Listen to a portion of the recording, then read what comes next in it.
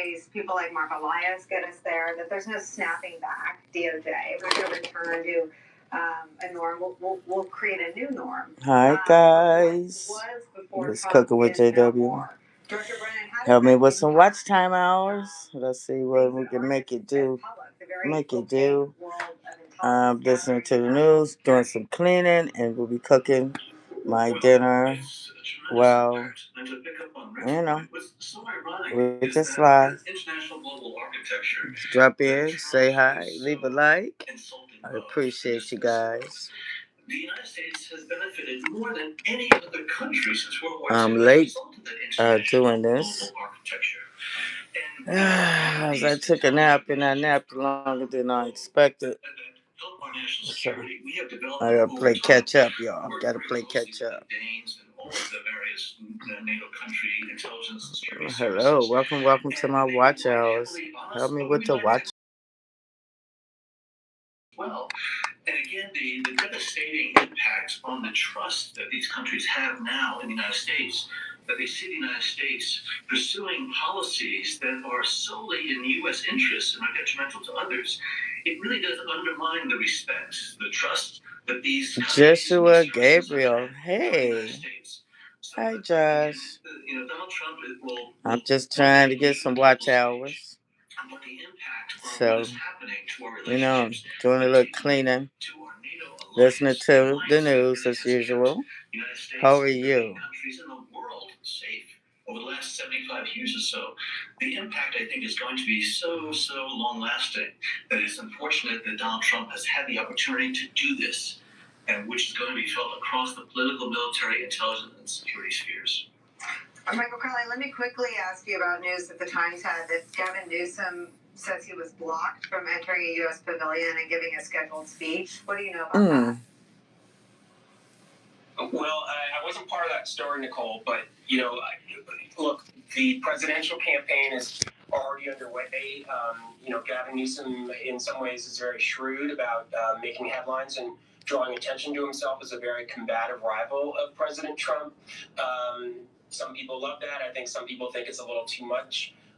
To the degree that President Trump good. That's good. The Trump administration had something Thank you for stopping by. In keeping with a, I think, disturbing trend we're seeing to, restricting access to events that normally were more open, and there's more political control, not just in our country, but around the world. So that would be distressing, but I would say that, there are some Democrats like Newsom who think that you have to fight President Trump in unconventional ways, and some of them are looking to be the next president, and so I think we'll see more of this in the months and years to come. Michael Crowley, Director John Brennan, thank you so much for starting us off today on all of this. After the break, anything from Washington do about Donald Trump at this point? Congressman Jason Crow has some ideas, so join us next.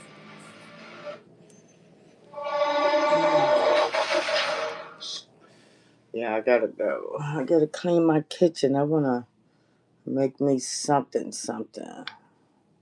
I don't know what I'm gonna eat, but I gotta clean the kitchen first.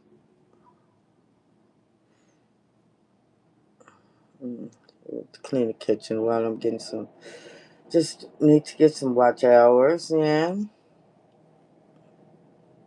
Welcome to my watch hours. Listening news. So while I clean and cook my dinner, stop by, say hi, leave a like for me, please. Leave a like.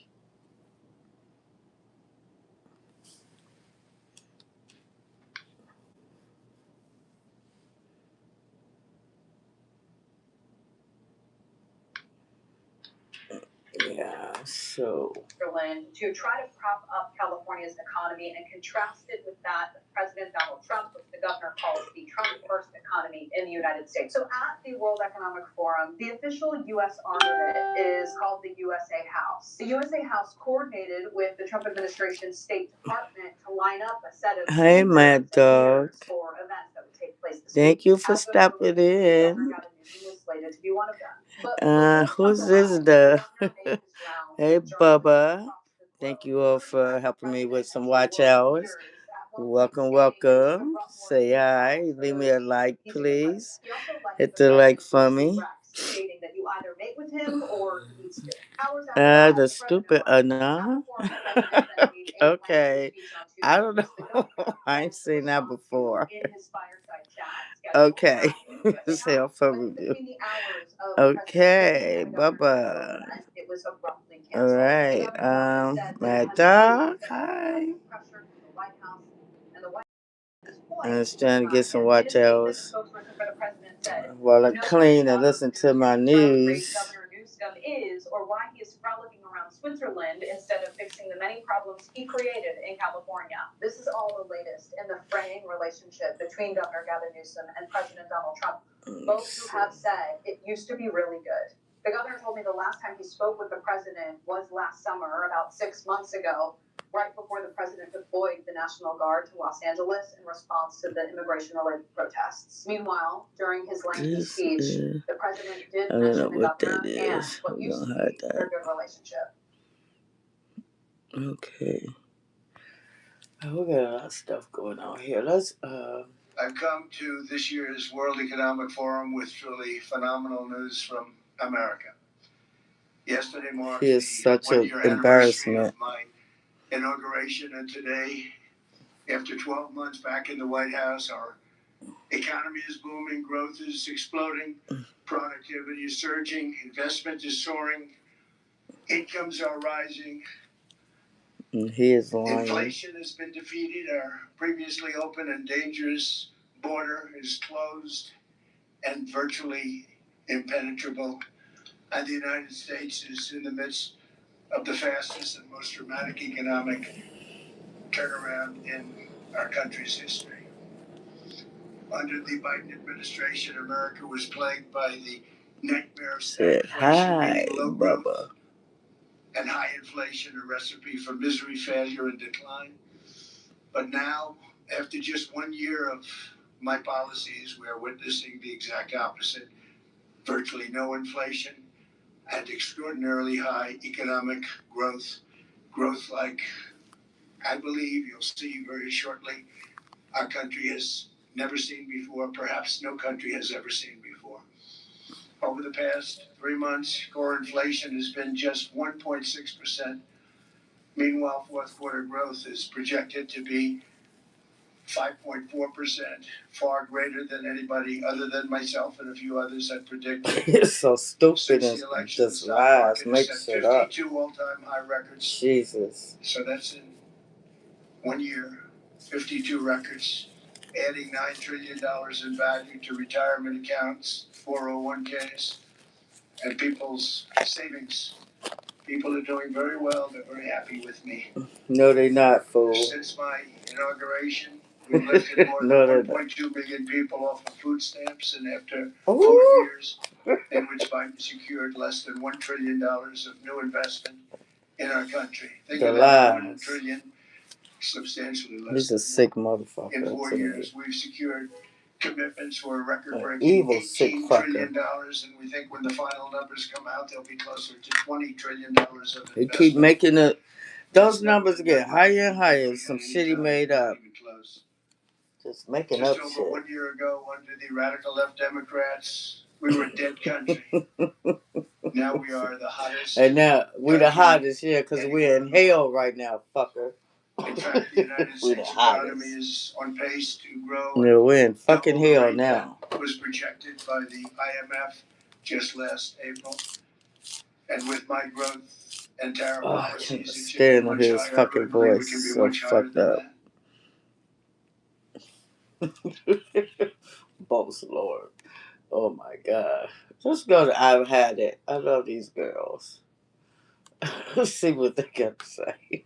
We've got brains in jars, we've got diatomite specimens, we've got crystal jewelry. I think weird can be embraced in retail.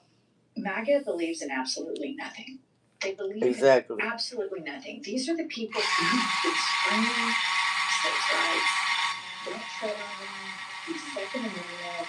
They said no large, federal government, no federal police force, 180 on everything. There is not one issue that the Republican/MAGA party has not done a 180 on. Not one. Put this up, Kylie. Okay, Turnbull tweets the following because they're wound up about a guy who has his rifle in his front yard in Minnesota.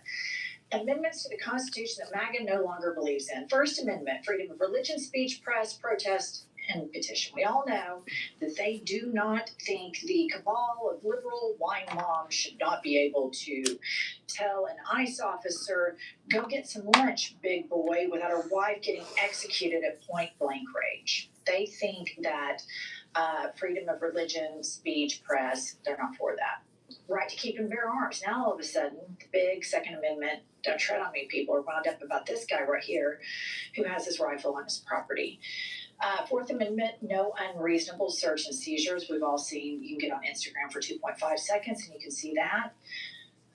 Fifth Amendment, fair process in criminal cases. We know they don't believe that. Eighth Amendment, no excessive fines or cruel punishment. And the 10th Amendment, powers belong to the states and not the people, which is where I have to say, like a governor like Kevin Stitt of Oklahoma, big Christian, big American, you know, always running on Jesus and souped up patriotism, votes for a pedophile grifter, alleged pedophile grifter, Donald Trump, and acts like he wants states' rights so much, but he sees what's happening up in Minnesota, and it's crickets, because these people believe in nothing. They believe in nothing. They believe in their political careers going forward. They believe in putting themselves above the people that they were elected to protect. And this to me was the perfect caption of just what big hypocrites MAGA is, because they are gods and guns all day long. This guy's on his property with a gun, and it's a fucking meltdown.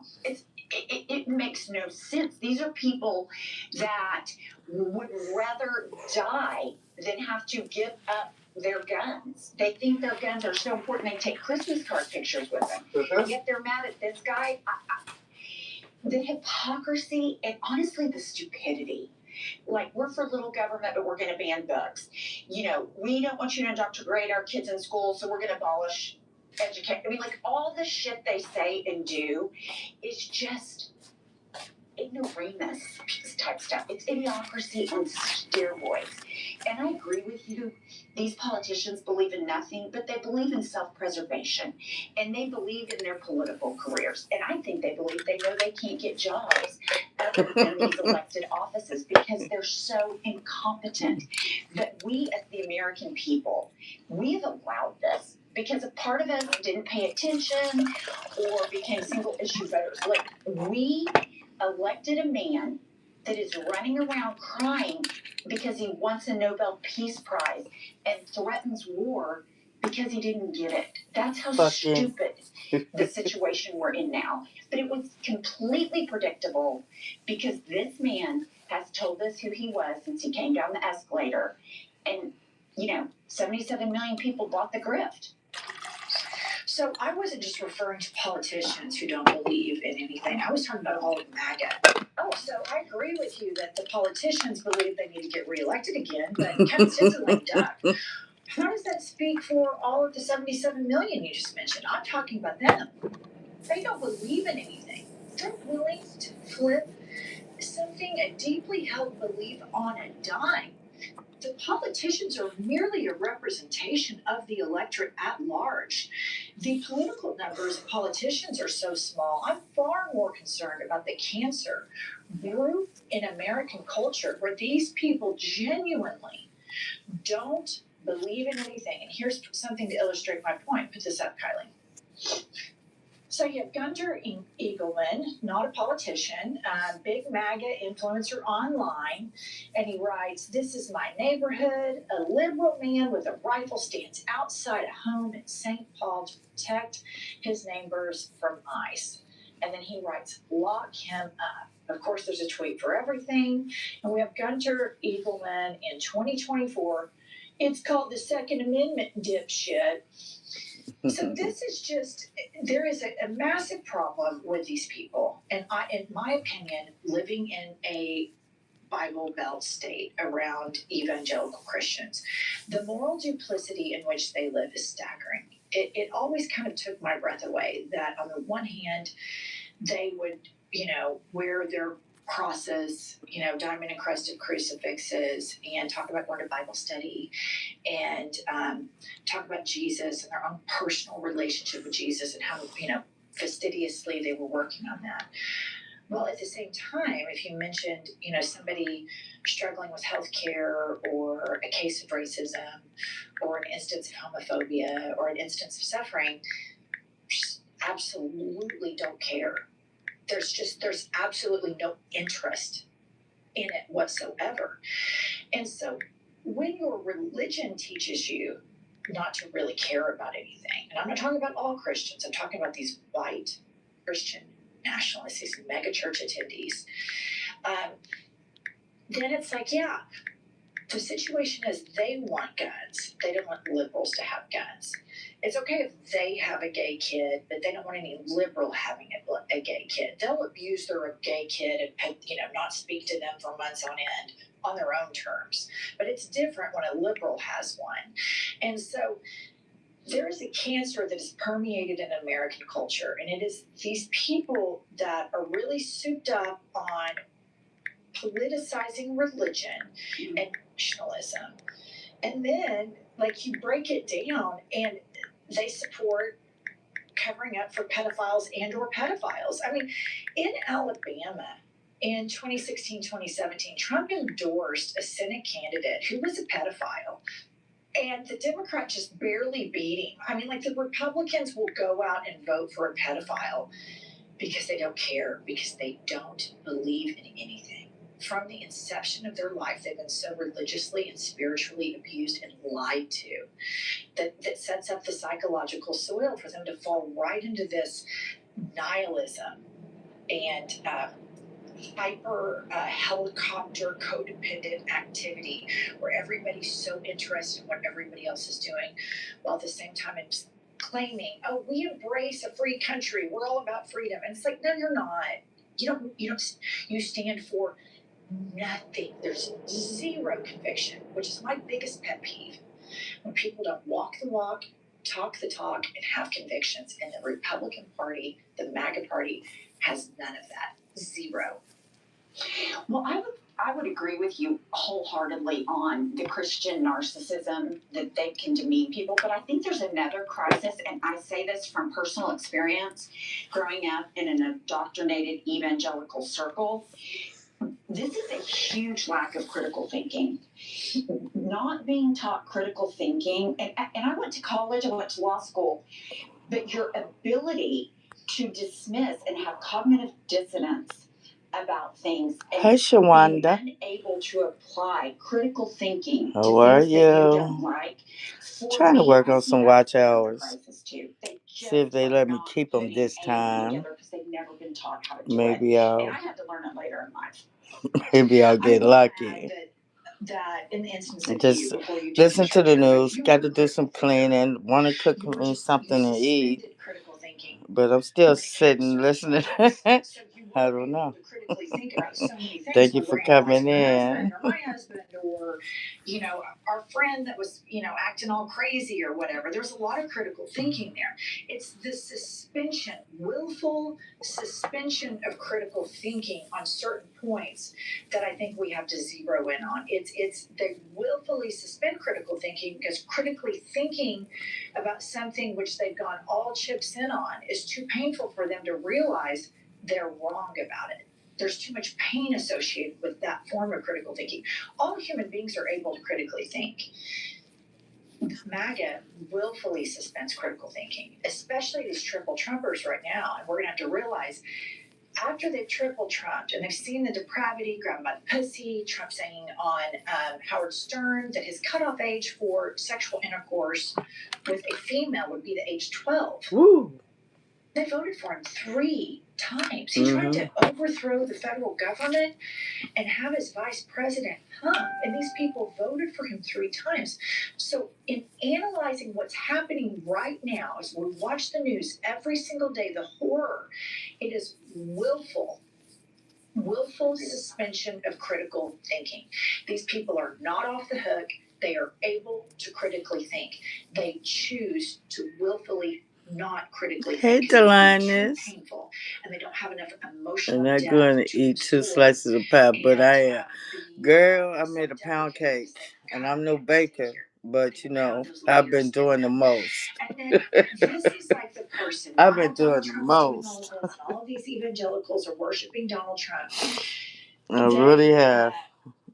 I had to stop myself, and since taking the medication, this medication made me eat. I'm like, ooh, Lord, I can't wait to finish this stuff.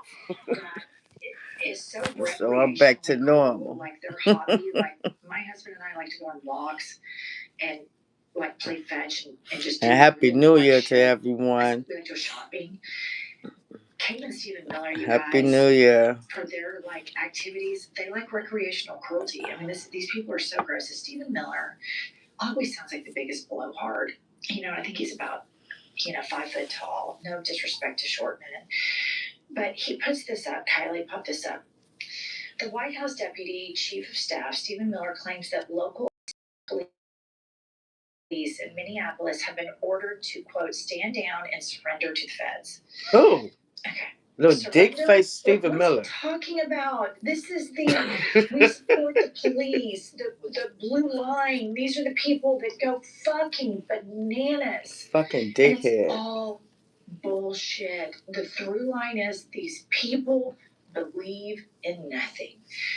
A year ago, 13 months ago, they were all for the police and not for a. They believe in something. They believe in greed, money, and cruelty. That's what they believe in. You got this shiftless, dick face ass fucking Stephen Miller. He's running the show with this ICE shit. He is fucking. Oh, it's so crazy. He is fucked up. What's up, Solo? I was just, I watched the forum where our dumbass president was up there. So fucking embarrassing. He just kept on. What the fuck is wrong with him? And why doesn't his advisors tell him, you just can't go and take no fucking countries, you fucking idiot? And this motherfucker, he kept repeating, saying Iceland instead of Greenland. Talked about the NATO people. I was like, motherfucker, we asked them to come help us fight, bitch, after 9/11. He is so uninformed. And I'm like, God damn, a third of this fucking country voted that dumb dipshit in. And now we have to deal with it. When they had a chance to fucking get rid of this fucking stupid monster, they did. Now they all looking stupid, and he is just still in this country blind. Did you share with Freaky Jason? No, Delines. I have not been out. Before the new year came in, I just got out the hospital. I had a breakout. I've acquired adult eczema, and I never had eczema in my whole life. And so I had to take all this fucking medicine, all these antibiotics, and it stemmed from a burn I was cooking. You know, when you cook a lot, you might get a burn. I didn't think nothing of it. You rub some shit on it, but I guess it had got infected. Girl, it covered my whole arm and my whole thigh on my left side. And I'm like, whoa, this shit is serious. And it was like red raw, just raw fucking meat, like just exposed. It was painful. It was terrible. I was living. Well, this is hell we live on, hell on earth. So I was kind of beneath hell, so they kept me, to try to control the wounds and stuff. So I am so grateful that it wasn't a blood infection. It was just a wound infection. So, it was terrible. Those people tortured me. I hate going to the hospital. But yeah, so I had to take all this different medications and stuff like that. And so I'm glad. And during taking these medications, I never ate a whole lot. Never. I was eating every goddamn thing. I was baking shit, and I'm not a good baker. I was baking cakes and shit, and icing and shit. I was like, what the fuck is wrong with you? But there I was, and I was like, this shit gotta stop. Because I was starting to feel guilty. Like, I don't eat like that. But I was eating, baby. And the food I was cooking, it was tasting so damn good to me. I was like, yeah. I'm like, this is evilness. It is evilness when you eat like this. So it was a constant thing. So finally, I'm off the meds. I did all the meds, and so now I just have to deal with the eczema itself. I got all these salves and creams I have to put on daily, twice a day. And it's a lot, but I'm starting to clear up. So that was my damn journey. I'm like, damn, am I gonna be out of here for the damn new year? Oof. But baby, I made it through. Well, let's keep listening, y'all. Strong federal police state. And just 13 months later, it's a 180, puss out, titty baby convention. It's unbelievable how sickening these people are. I mean, Stephen Miller's a straight up Nazi, full stop. I mean, yeah, he is a Nazi. It's Nazi-esque. And I just, he's on last week saying, ICE agents have absolute immunity. That's a fucking lie. That is a lie. They don't. Surrendering, police need to surrender. That is a lie. He's a Nazi. Like, I don't know what else to say about him. He is a craven, cruel, vile person that is. And his head is shaped like where his heart a mushroom dick. And that's just what it is. Every time he's talking, he's screaming. He is a confused man. And that's just the truth about this. And I heard he's short, so. Moving along, we have. He may have the Napoleon syndrome. It's not about immigration, you guys. It's nothing to do with immigration. And for the hate watchers that now we know, we have this right-wing people that watch us so they can clip us up to feed their hive mind information about the liberal white women who, I guess they think it hurts our feelings if you call us trans people, which I think would be a compliment because what trans people have to go through. More common. Happy New Year, everyone. But anyway, pop this up. Solo. Virtual primary care at Advocate Healthcare. House calls have evolved. Thank y'all for coming in. I'm trying to figure out, if I should, because I had watch time hours and everything, and they just kind of disappeared. I didn't know what happened, so I didn't really think about it anymore. So I'm like, okay, let's see. Let's get some watch time hours because they put in there valid watch time hours, and I really didn't understand that lingo. Valid watch time hours. So watch time hours are not valid if what? So I didn't pay any attention into really going into it, but I'll figure it out. It has 2.1 million undocumented immigrants. Red state Florida has 1.6 million. Blue state Minnesota has only 130,000 immigrants. That's from Brad on Twitter. And I think this is a really important thing. As they tell you this is about immigration, it's not. This is about Stephen Miller trying out the police state because they are two things can really F these people. Two scenarios are going to be like doomsday for Stephen Miller. Number one, Trump dies. No parts. Woo-woo! Okay. They're fucked. Right? Fucked. Elon's fucked. Stephen Miller's fucked. Oh, get rid of the fucking welfare queen, Elon Musk. Scenario is Fucker. That the turnout is too big to Rick. It's so massive. It's a massive, massive blue tsunami. And so all of this stuff with Minnesota, in my opinion, is to try out this police state to get people scared. And at the end of the day, don't be scared of these people. Like, Stephen Miller is so scared he moved to a military base. Elon Musk is online chronically hysterical. The man is hysterical. He's hysterically online talking about how oppressed and scared he is. He is the biggest titty baby on the planet. Do not let these people scare you. Elon Musk is in Africa, where he was born. He was trying to get his Starlink shit set up. The Africans said, "Listen, boy, you always talked about us, said we was doing a genocide of white people and shit." So they told him, "Bitch, give us 30%, motherfucker." So he's complaining about that. You fucking welfare queen, get a motherfucking money up. And he's having a whole goddamn breakdown. Yeah. Sometimes those breakdowns can take you down under real fast. Yeah, well, you can't come back up. Okay, I'll just say, I admit it. Yeah, y'all know.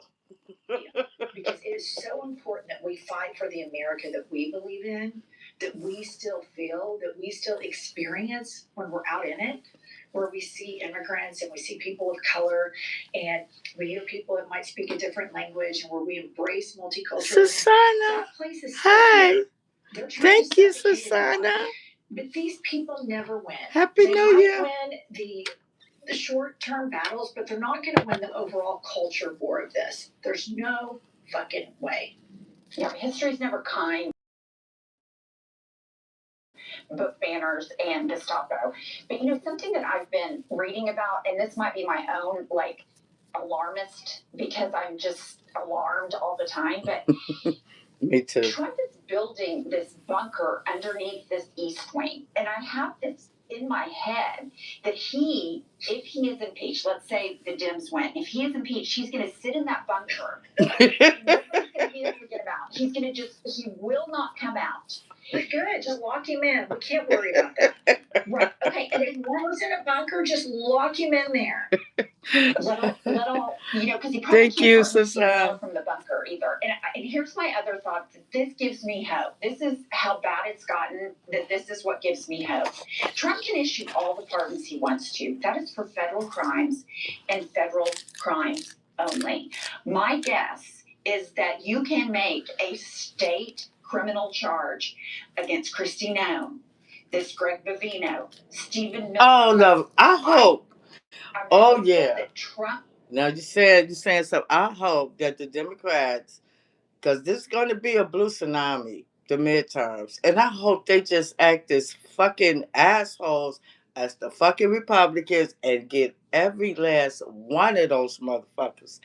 Oh my God, that would be cool if they you know, they need a spy because they be too nice. They need to just come out, win, and have a funky ass, dirty ass attitude and say fuck it. We're not gonna be fucking nice. We're gonna take you bitches under because they have songs.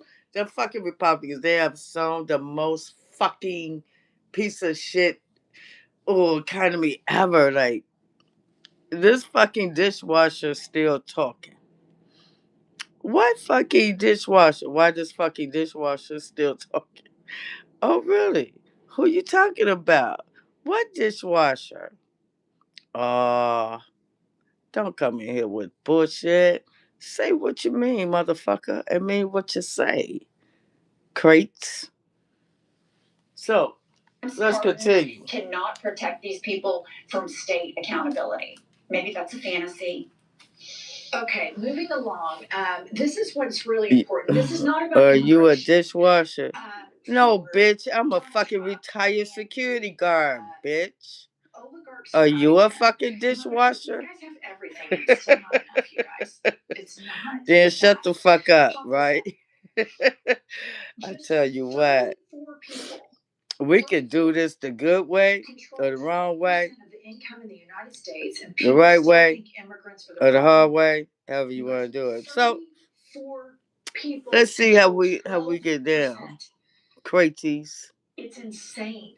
The Republican Party, with an assist from Democratic presidencies in between, have lied to you. They have lied to you. Wealth is because I don't know who the fuck you are. Ever. These oligarchs, where you are their customer base, You are the I wash reason dishes in my that they motherfucking are home, billionaires. bitch. Not Your in nobody's money in fucking your place of taxpayer money that subsidize business, them to the tunes motherfucker. of As a $100 matter billion of fact, I ain't contracts never with did city that. labs. So where And the dishwasher shit come from? they still think you shouldn't have health care. They I still don't think know. it shouldn't be easy for you to vote. They don't Don't rain understand on what my it's like motherfucking to go take your parade, kids to school in the stupid. morning, then make it to Cause work, you would get then the cooked kid's around this sick, then you bitch. gotta go get the kid, take the kid to a relative's Come on house with the if you have anywhere bullshit. living, or to a neighbor to watch the kids so you can go back to work, and then you gotta go pick up your kids. I'm with it, and then you gotta motherfucker. stand in a This line a new and try to year, vote. motherfucker. I'm with it. Elon Come Musk on makes it now. harder for you to be able to do that because he doesn't understand that experience. He doesn't understand that the majority of people that aren't those 34 people have been poor, have been working class, have really, really had a struggle, and are just looking for moments of kindness, of serenity, or looking for somebody in this. And anyway, country what's wrong with being to a stand up, dishwasher, maybe a bitch? billionaire. Because you know what? I've got enough. I've got enough. But what will never fix me is watching my fellow Americans suffer. Have you seen one of them do that? No, they don't do it. Nobody has conviction. You see a few Democratic politicians, but the majority of them, Cory Booker, Hakeem Jeffries, Chuck Schumer, are they resistance? No, they're playing patty cake with these guys because they all have the same corporate donors. And so that's what the whole thing is about.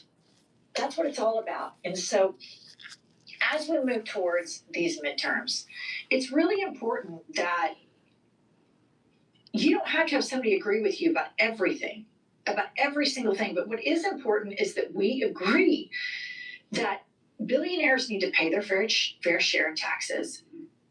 Gavin Newsom, the 2028 frontrunner, has said he doesn't think that they should.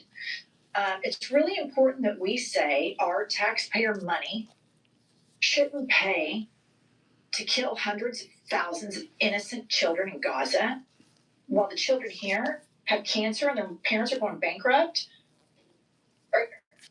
It's just a very simple thing to say. It doesn't matter. You don't have to go back 3 decades to explain it. You only have to stay in the now, present tense.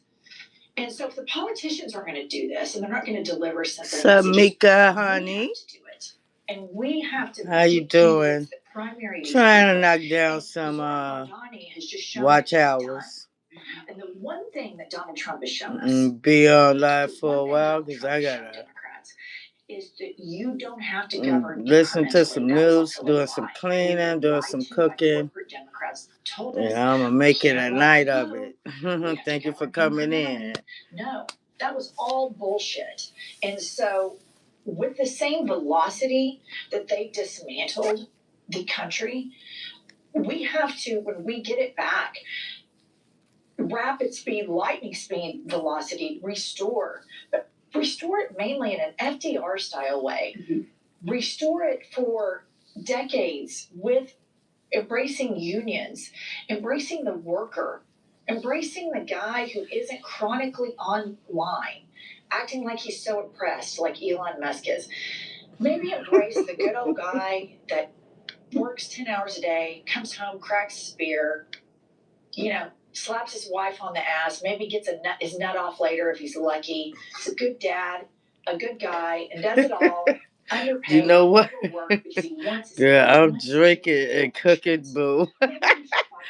Baby, I ain't even made it to my kitchen yet. I've just been sitting. I'm gonna stand up. Yeah, I poured me a shot. I'm able to drink now since I'm off all the meds. So I was like, let me give me a drink or pour me a drink. I've been doing a lot of moving around and moving, organizing and cleaning, right? And so I said, let me give me a drink. Let me go live because I started looking at, my watch. I was like, let me see what I can do with the watch hours. Let's see what the people think. So I was like, hey, I'm just gonna do it live. This is for the watch hours. People come in, they come in, but I will be listening to my news. I got some cleaning to do in the kitchen. I got some cooking to do because I'm going to have to cook my meal. Shot. Well, I ain't doing that many shots. I just, because I had to keep it cool because I do too many shots. I ain't going to be doing shit. And I probably don't eat shit either. So I live alone. So I had to cook my own meals. And so, hi, Jesura Jeez. Yeshua Jeez. I don't know if I'm pronouncing that right, but welcome. Howdy. Thank you for coming in. I'm just kicking the bobos, baby. Trying to get some watch time hours. Thank you all for coming in. You're welcome. Come in, say hi, leave a like for me, please. And I'm going to be doing this for the most part till I finish. So I'll be up here all night. Just come in anytime. And so I haven't made it to the kitchen yet. So, because I'm having the shot. I ain't having shots. Good eating. But I'm having the shot right now. Get me motivated to go in my kitchen. Because one thing I hate is washing dishes. And some fool came up in my shit talking about and some dishwasher shit. I said, motherfucker, hell no. It kind of pissed me off because I got to go wash some dishes. It's not many because it's just me. But I just hate it. And the worst part of washing dishes is the goddamn utensils. Oh, Lord, that irks my soul. I swear. I just like put them in a big bowl, just run the hot water, make a nice soapy water so it don't be so, I had to do a lot of scrubbing. And then, so I was like, okay, dude, I don't know if it's a dude or a woman. Like, that's how you feel. Get your ass up out of here with that. Because what's wrong with being a dishwasher if you have to be a dishwasher? Shit, ain't nothing wrong with it. I ain't never had to be a dishwasher except at home. so, so I'm like, yeah, he kind of caught me off guard with that bullshit. So don't come here with bullshit. You will get some. Cause I'm on tonight. I'm on and popping. Cause this is what they usually call hump day. I'm in a hump night. So I got some shit to say too. I hate washing dishes too, Mika. I hate it. Here we go. Let's see what the girls want. These girls I've had it. They the iHip thing. Man, they are phenomenal. They say what they mean and mean what they say. I love watching them. All of his acolytes lecture everybody about masculinity. All right, that's all we have for today's episode. All right, we got to the end of it. Comment, we will be back. Yeah, so I'm just like, okay, because I had all my watch hours and then they just disappeared. They just disappeared. We're gonna listen to Charlie Sykes and we'll listen to Charlie Sykes and my girl I keep forgetting her name, Molly John Fast. So they're talking about Trump Taco again. Trump he Taco Man with his dumb ass. He is so fucking stupid. He is such an embarrassment for this country. And I hope the 30% of motherfuckers that voted for him. Oh, I could just I ain't gonna say it, but I can only think of some horrible things that should happen to the motherfucker. Charlie Sykes. Here we go, y'all. Cause he went to the goddamn.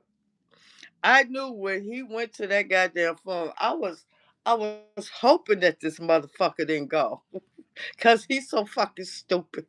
He don't have no fuck. He's ignorant to real history, and the shit he said to them goddamn world leaders. I was like, oh my god, we're fucking done for. We're fucked. They not going. Ooh, it's just so crazy. Here we go. My other people. Let's watch that. Ooh, Lord. I was not in the audience during that Davos speech. And yet we all are. You still here.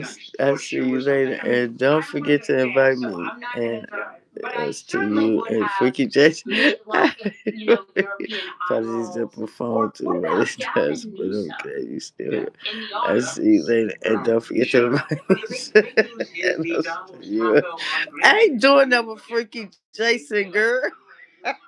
I love you. I'm going to be here for a while. As long as they here, even if they don't come, I'm going to be here for a while. I'm trying to get some watch time hours. I appreciate you, honey. I appreciate you.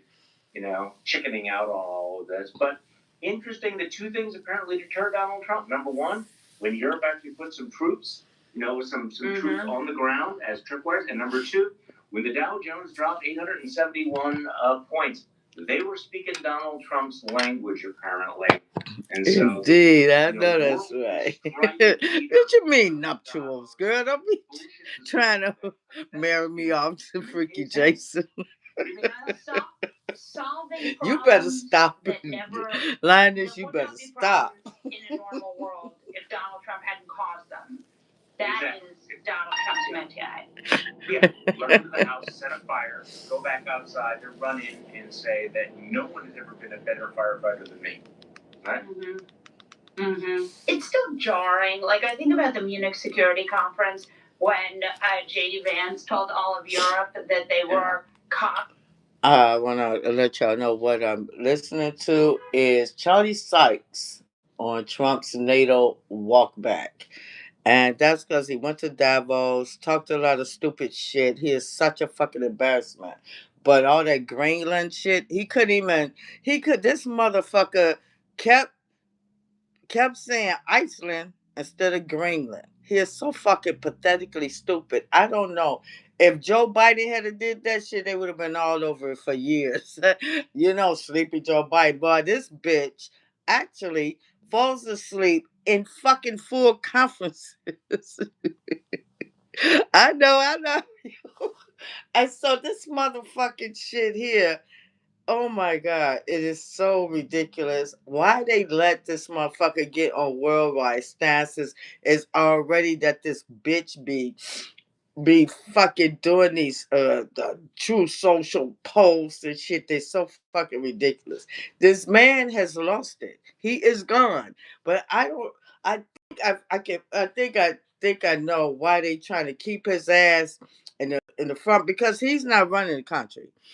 And you got these other motherfuckers running the country, and all they do is whisper shit in his ear and show him old videos of shit. It said like they'll show him an old video of some shit that happened in California, like after the Rodney King shit, and he'll say, "Oh, California, California, it's on fire." He is so fucking dumb. But this man is actually experiencing dementia. He's got heart problems. I assume, but he's fucked. And so these motherfucking weirdo motherfuckers in his administration. You got the Nazi motherfucking Stephen Miller. This bitch just hate everybody. You know. Then you got that dumbass bitch that be at that podium, Caroline Lyon Levitt. That bitch just lies. Oh my God. Then you got the Fox News folks. They dumber than Box of Rocks, except for Jesse Tyler. She had to let them know the business. Well, So it is a whole goddamn, man, propagandist. So we're looking at Charlie Sykes. They're going to talk about Donald Trump's walk back, because he was talking about he was going to go in there and take Greenland, all this shit. And then the world leaders was like, okay, bitch, try this shit. So I was like, woo, because see, although he don't remember when 9/11 happened, it was all the world leaders that came in to help fucking America. So this motherfucker, he's talking to them we did the shit by ourselves. We just, it's so fucking embarrassing. It's like, oh my God, How the fuck did this shit happen? But it did. And, losers because they didn't allow the kind of Nazi rhetoric that our government freely engages in. Yeah, no, I mean the way the world is looking at the United States. I mean, this is what's happened over the last couple of weeks here. You and I have been talking about this for how long, and a lot of it is same a decade old, of our life. But it's gone. Yeah. What? Oh, it is 10 years. I was in my 30s. 10 years, but it did feel like it shifted. Over the last week, the way the world, not only the way the world saw the United States, but their willingness to stand up and express their thorough disgust at this behavior. And then, of course, I think the way Americans feel about themselves. I mean, the rhetoric that we got from, the Canadian Prime Minister. I mean, this may have been the moment when the West reached its breaking point and said, we're done with your bullshit. We are done with appeasement. We are done with bringing you baubles and trying to, polish this turd and recognize that, you are no longer a reliable ally. But back to that speech, the string of falsehoods, the just complete alternative reality, the fatalism, the insults. Nothing he said in that speech is going to make the rest of the world think better of the United States or begin to think that maybe Donald Trump has not lost his bleeping mind. The Mark Carney speech the day before was Fantastic. so fantastic, right? And it Mark was Carney, a speech about what is the country you want to be? What are the values you want to reflect? And then Donald Trump got up there and was like, I know that was about me. Libtard. Yeah. No, I in general, political speeches these days are disposable. They're not worth setting aside and running back. I actually think that the Mark Carney speech is going to be one of those that historians will look at as kind of a pivot, as that moment when, in fact, we recognize, or at least Canada and much of the West recognize that the world order that has existed since World War II no longer exists because it has been broken, it has been smashed by the vanity of Donald Trump. I mean, what was this all about, Molly? When you think about it, and in the end, now that he's top owner, what did we get out of this other than the pure, naked, insecure, narcissistic id of Donald Trump, unleashed, untethered from reality and morality? I mean, and he is so fucking ugly. I hate looking at his nasty face and the old how he make his lips like old and like a round circle. He wears a diaper. He's shitty. They say he smells bad. This shit is preposterous, and it's just like he's the most corrupt fucking dog. This bitch is still mad. He wanted Greenland. He's still mad at Norway because he didn't get a peace prize. Bitch, you starting fucking wars in our streets in your own country with those ICE Gestapo bitches. Okay, Nobel Peace Prize. You jealous ass bitch. He's so jealous of Obama. It fucking kills him. He said Obama got the Nobel Peace Prize for nothing. Well, bitch. If that's how they felt, that's an independent organization who give out peace prizes. And so if Obama got one, you say it's for nothing. Well, you don't know what they say it was for. But they know you ain't get one, bitch, for the imaginary 8 wars that you stopped. Oh, you get what? Fucking what? Weakens NATO a little more, which I think is ultimately, if you're going to think of it, like, if there's a strategic goal, and again, it's important usually not to ascribe smarts to Donald Trump because usually he's just operating out of base guttural instinct. But if you were to have something that came out of it, it would be weakening NATO, which he did a little bit, right? Oh, I don't think it was a little bit. I think that he stabbed what's left of NATO in the back. I mean, what is NATO other than than the trust between nations who say they will come to each other's defense. Does anyone actually believe that the United States would honor its commitments anymore? And I think that's why you're starting to see the realization that the Western alliance may have to move on without the United States. I mean, think about that. The unthinkable things that we have to think about right now. And so, I mean, does anyone think that the United States under Donald Trump would come to the defense of any of the Baltic nations if they were attacked by Vladimir Putin or Russia? And the moment that happens, no. And the fact that we actually had NATO troops deployed in Greenland to deter a potential American invasion. And get your head around that.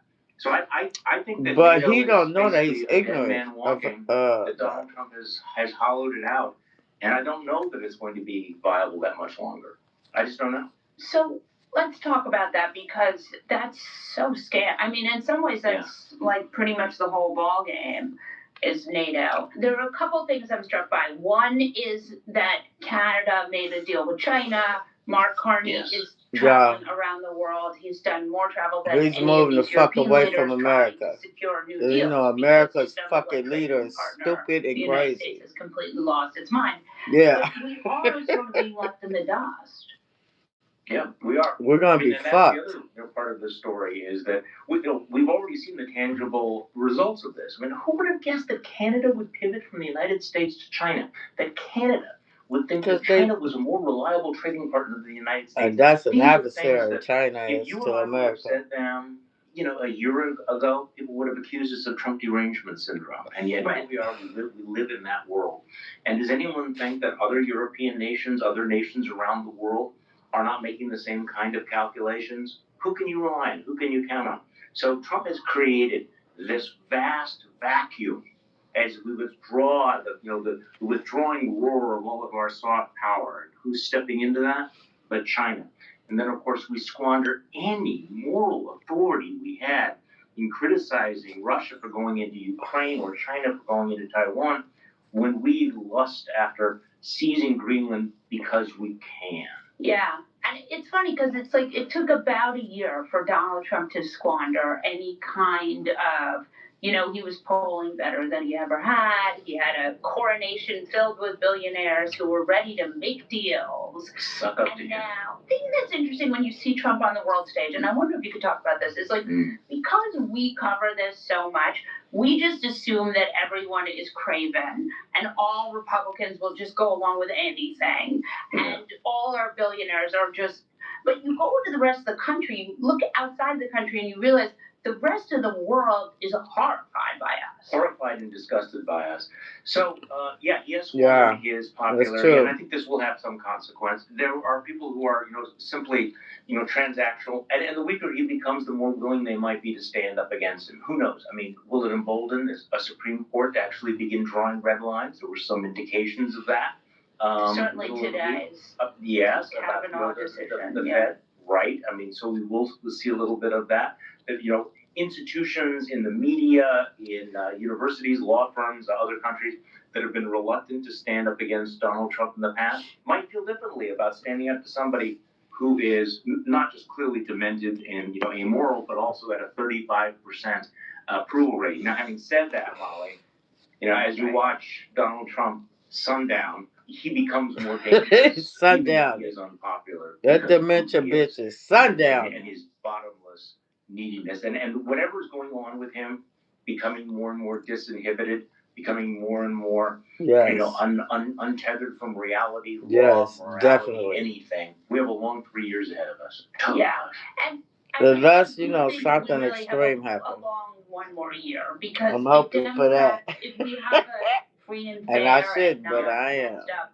Midterms, Democrats will likely certainly win the House, and they're. Hi, Wanda, madam. How you doing? Thanks for coming in. I'm working on some watch hours. Just listening to the news as I usually do, and I got some cleaning to do, and I got to make me some dinner. And thank you for coming in. This is what I do. So, listen up. Have a listen. And leave a like on your way out. And thank you for coming in. And I think that, and I don't want to rain on this parade prematurely. Yes, there will be more checks on him. On the other hand, there's always the possibility of misreading those results or overreading those results.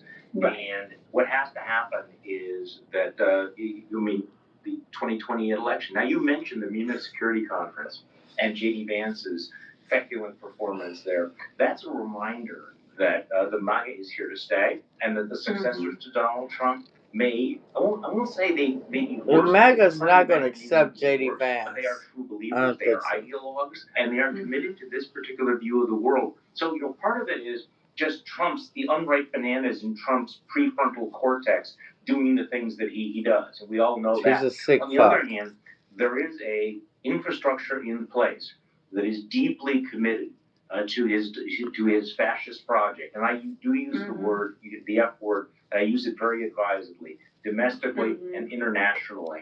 If J.D. Vance is what's in our future, it is dark indeed. So again, do not, we have to run through the tape, and running through the tape means not assuming that you only have 1 year left. It is 3, and unless we all get our act together, it may be more. I'm not up for another decade. I want to say this about J.D. Vance. So, if something happens to the orange turd, J.D. Vance, and I've been wondering, okay, J.D. Vance is the vice president, and I've been wondering, this bitch, he said a whole lot of shit about Donald Trump, when he was, before he got, administered to the administration, and called him a fascist and all these things. Donald Trump, and I guess the friends, because Donald Trump's children, those dumbass boys, they're into crypto and all this tech bullshit. Like, they talked this fucking idiot into, pick J.D. Vance for your president and everything. So, this is my hope.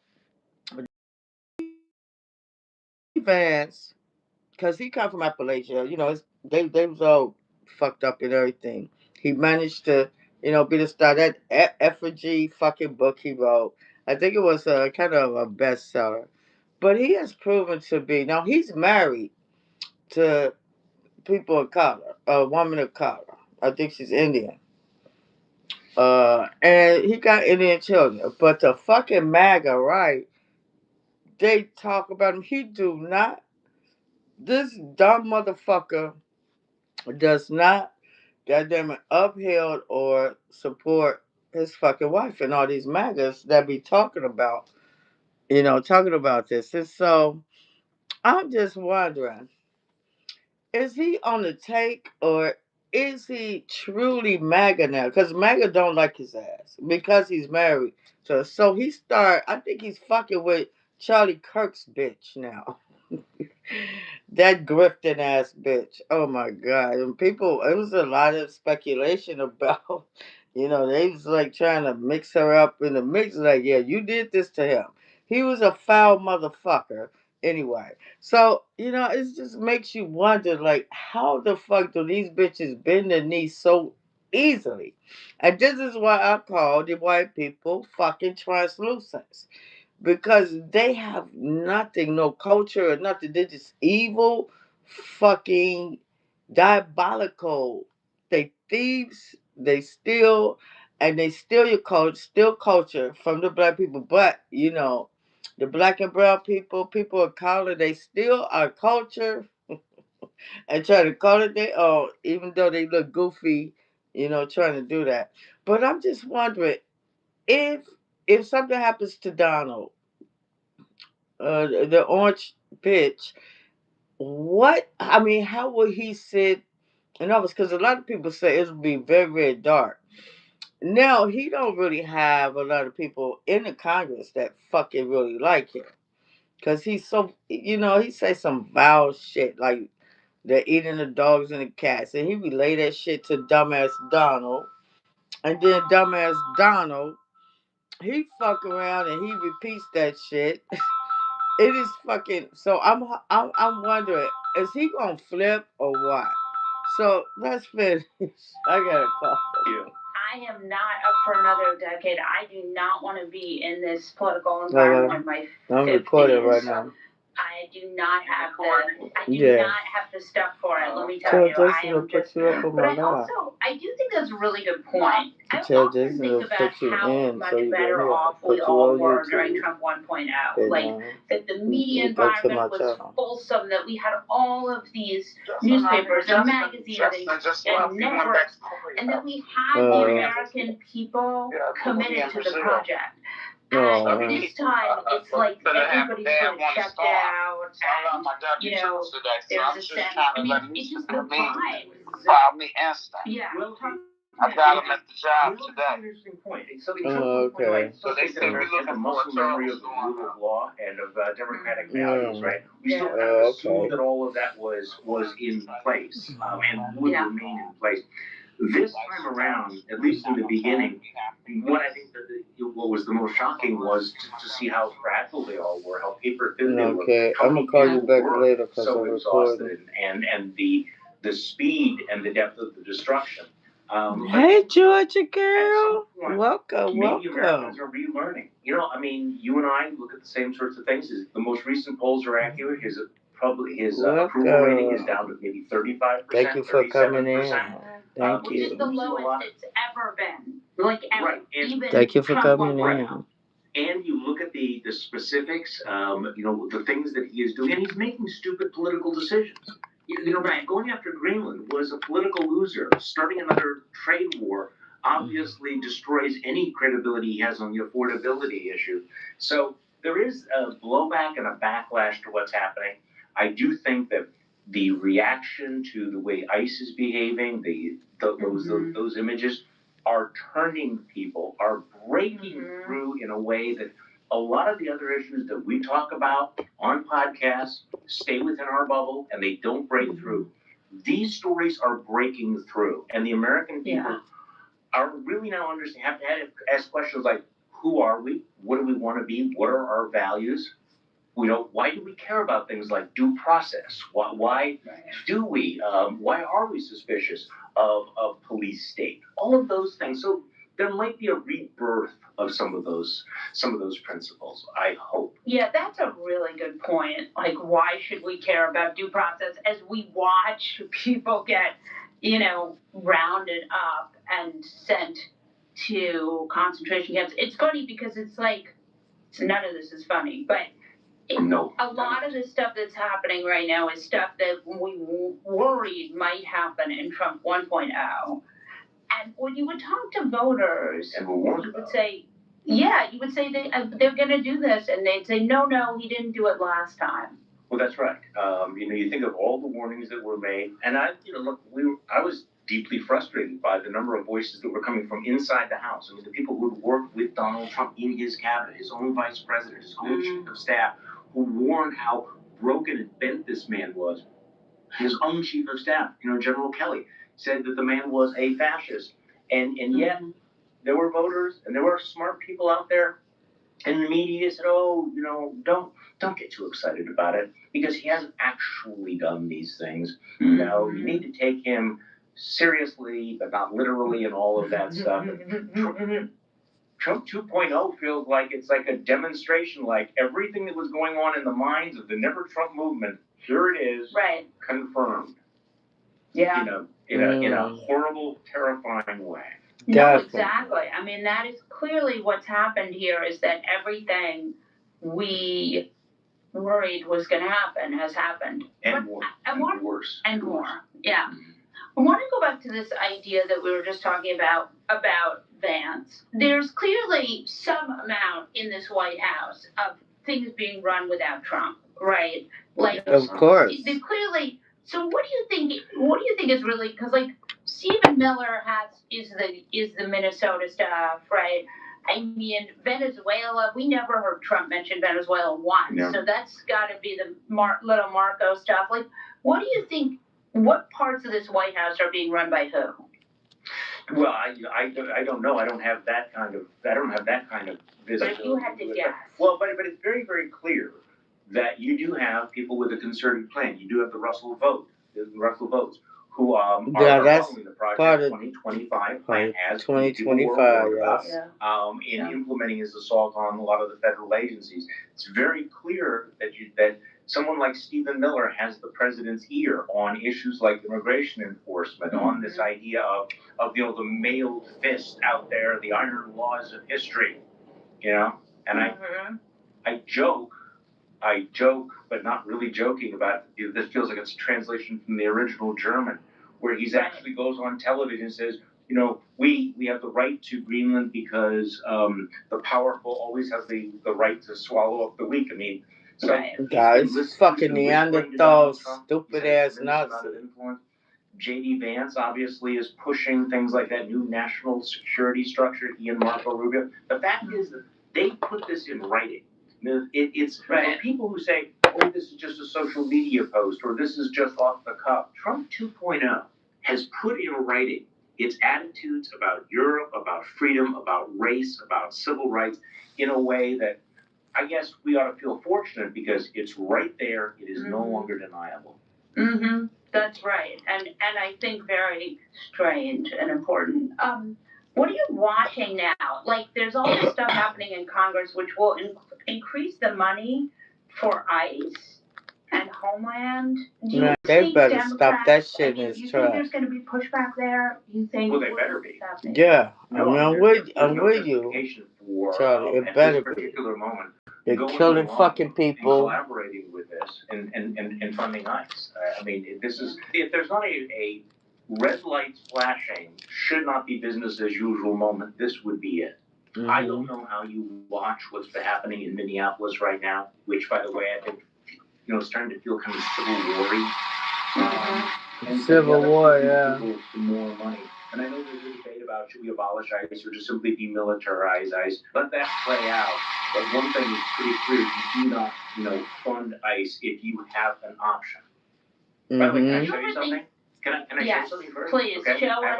Yes. All right. I want to show you my sweatshirt that I'm wearing here in the frozen tundra. Yes. I hope people can see it because I'm actually standing up. That's fine, dude. I'm not mad. Renee Nicole Good. Yeah, the one that motherfucker shot in the face 3 times. Before she was shot and killed by an agent of the federal government. Bitch ass. So my wife actually made these up. This is not merch. I'm not selling it. There's no way of placing you can buy it. But my wife was not that. Oh, I'm gonna give me one. Was so moved, was so affected by that she went online and she made one for me, for herself, and for a friend. Now, when I say this is breaking through, this has really touched the conscience of the nation. There are people who are engaging on this who have not engaged before by this. So for Democrats in Congress to turn around and go, yeah, let's pretend like it's 1997, and we're just simply going to vote for these appropriation bills. I don't want to say the base won't find it acceptable. Yeah, man, this shit is so fucking dark and everything. They got these fucking Gestapo motherfuckers hiding their faces. See, in another fucking world, if motherfuckers run up on you like that, face coverings, no badges, you just gun them down and shit. Like, yeah. So we go. I'm at the World Economic Forum. This motherfucking idiot up there embarrassing the fucking whole America. President Trump announced that a framework for a future deal. It is fucking ridiculous. This bitch is so stupid. Oh god damn it! And everyone in his administration, you got that dumbass Bondi bitch. You got that short ass Bovino that's over the fucking ICE Gestapo. And they're just like you have to wonder, like, are these people real? But just like I said, they're fucking translucent. So these motherfuckers, you can see right through their bullshit. They so stupid, and they think everybody else is dumb, and they think everybody else fear them. At the World Economic Forum today in Davos, he also announced he would not impose new tariffs on NATO allies, which brought stocks up. So CBS News reporter Erica Brown joining us live now. So Erica, what is the president saying about this deal? Well, Juliet, the president says that the terms of this framework are still being sorted out, but if a deal is indeed agreed upon, he says it will be good for both the United States and NATO. The president also said discussions are underway regarding the Golden Dome. Of course, the Golden Dome is a missile defense system. The president Ain't no Golden Dome gonna be built. And CBS has fucking sucked the dick of Donald Trump. Got this gnarly motherfucking bitch in there. That's why they didn't want that the Epstein files come out. This is all a distraction. They know that this motherfucker is weak as fuck. They trying to hold on, try and want him to hold on till they get their 2025 agenda passed and get it out there. But I don't think that's gonna happen. Dems need to grow a fucking spine and get mean as fuck, cause there will be a blue tsunami these midterms, and I need everyone, every fucking person that can vote, go and vote these fucking idiots out. And I'm hoping that the Dems will be so fucking outlandishly nasty and prosecute every last one of those motherfuckers in administration. Even that lying motherfucking Caroline Levitt. That lying bitch, that bitch sit at that podium, that hoe be lying and shit, and she be smiling with it. These motherfucking translucents, they know how to fucking lie. I must tell you, them bitches will lie right in your face, and you can show them, well, this is what's happening. They'll look at that shit and be like, no, that's not what's happening. Because they used to dealing with the 30% that voted for that idiot. These low level, fucking low educated, low informed motherfucker, let's see, white folk, I'll say white folk, and they racist as hell. So that's what happened. They so fucking racist. They wouldn't dare vote for Kamala. So they said fuck it. They cut off their nose to spite the face, and now we're here. Now they want to complain. No, bitches, you did it. You get it. You fucking. We tried to tell you. We tried to tell you. You voted for a motherfucker that only gives a fuck about himself, the motherfucking wealthy, and his motherfucking children, because they inhabit, they talk about Nepo babies. Right.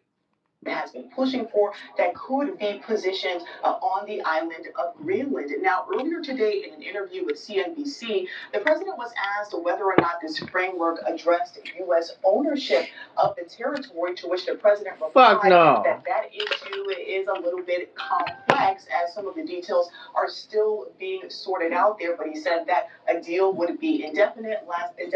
Ain't nobody made no deal with that bitch after he did all that shit. That motherfucker lied so goddamn much. He be lying. Listen to this bitch. He is so sick that he will lie on a motherfucker right in front of their face. Ain't nobody talk to you about no deal, bitch. You ain't got shit, bitch. I swear to God, I don't know how these translucents, they just let anything happen to them. They some weak ass motherfuckers. For real. Man. And military support from NATO allies. And the coons better not motherfucking show up and say shit. So walk us through his remarks at the World Economic Forum. Listen to his remarks. That's right, Julia. President Trump delivered a lengthy, wide-ranging speech, speaking for over an hour, covering a lot of ground. Now, before he announced covering a lot of ground, the man was incoherent. Every fucking thing he said was a fucking lie, or he's just ignorant to what the fuck is going on. Major concern from global what the fuck is going on? Stabilizing like, NATO and Bernie Mac motherfucking voice. Relationships with its closest allies, and here on Capitol Hill, that also sparks some bitch, you from CBS, y'all just sold y'all whole asshole. To take a few Shut up. At some of the U.S.'s allies, saying Europe is headed in the wrong direction, and also questioning whether or not NATO had the capabilities and commitment to protect its allies, including Greenland. Take a listen to what the president said. Listen to I the have shit. tremendous respect for both the people of Greenland and the people of Denmark. Tremendous respect. You're a fucking lie, But every bitch. NATO ally has an obligation to be able to defend their own territory. And the fact is, no nation or group of nations is in any position to be able to secure Greenland other than the United States. Okay, we're going to stop it right there. So, all of Europe cannot defend Greenland, and they're all NATO. They can't defend Greenland because the United States is the only one that could do it. This bitch, you orange stank ass, dumbass motherfucker. He's at the forum and he's saying this shit in front of all of the world leaders. How embarrassing is that he's so fucking dumb and he is the leader of the motherfucking United States of America? This shit here. So what do you think those world leaders of all these other countries that are in NATO, what do you think they fucking thinking? That bitch constantly threatening them with tariffs or whatever. Now he's at Greenland. He wants fucking Greenland. But Putin is fucking terrorizing Ukrainian fucking citizens. This bitch has nothing to say. All Putin gotta do is talk to him before he meets Zelensky, and then he's on with. He is such a fucking. His brain is such a fucking childlike. It's unbelievable. And this motherfucker, and I swear to God, and I ask God, like, please, just get rid of this motherfucker. Take him. Cause this gonna be a shit show for the next 4 years because they gonna try to hold this bitch up. They gonna give this bitch. They gonna shoot him up with saline solutions to keep this bitch woke. Have you seen this bitch fall asleep in the Oval Office? But they called Joe Biden Sleepy Joe, and Joe have never fell asleep. As a matter of fact, Joe Biden had a lips or what do you call something like acquired. I had acquired that too, but I did speech therapy and needed again after the strokes. But this motherfucker just literally goes to sleep. They they don't do shit. These networks, that's why independent media is so important. Find an independent media because they're gonna tell you the truth. Most of them, I do Midas Touch. I've had it. Oh my God, it's so many of them that works against this bullshit. The mainstream media, they don't ask the hard questions. They just give this bitch a pass, and he is worse than the fucking worst. He is worse than the fucking worst. He gets lower than a motherfucking hell. And these motherfuckers, oh my God, give him a pass. He's such a shitbag. You know what? I watched the bitch. I watched the forum, and I usually don't do this because I have so much fucking stuff in my heart for this bitch, and I cannot wait till he just fucking go away. Power much greater than people even understand. I think they found that out 2 weeks ago in Venezuela. He's lying. And now the president insists that this is about national security. And this fucking whore on CBS when it comes to trying to make some of this garbage. To the United States and NATO. Julia. Erica Brown, Erica, thank you. Bitch, you know that shit was incoherent bullshit. CBS, fuck y'all. I'm not even looking at you hoes no more. You know goddamn well. Charges coming.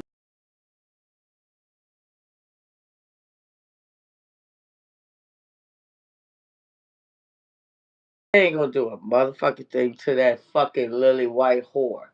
And these bitches, where's Nomad?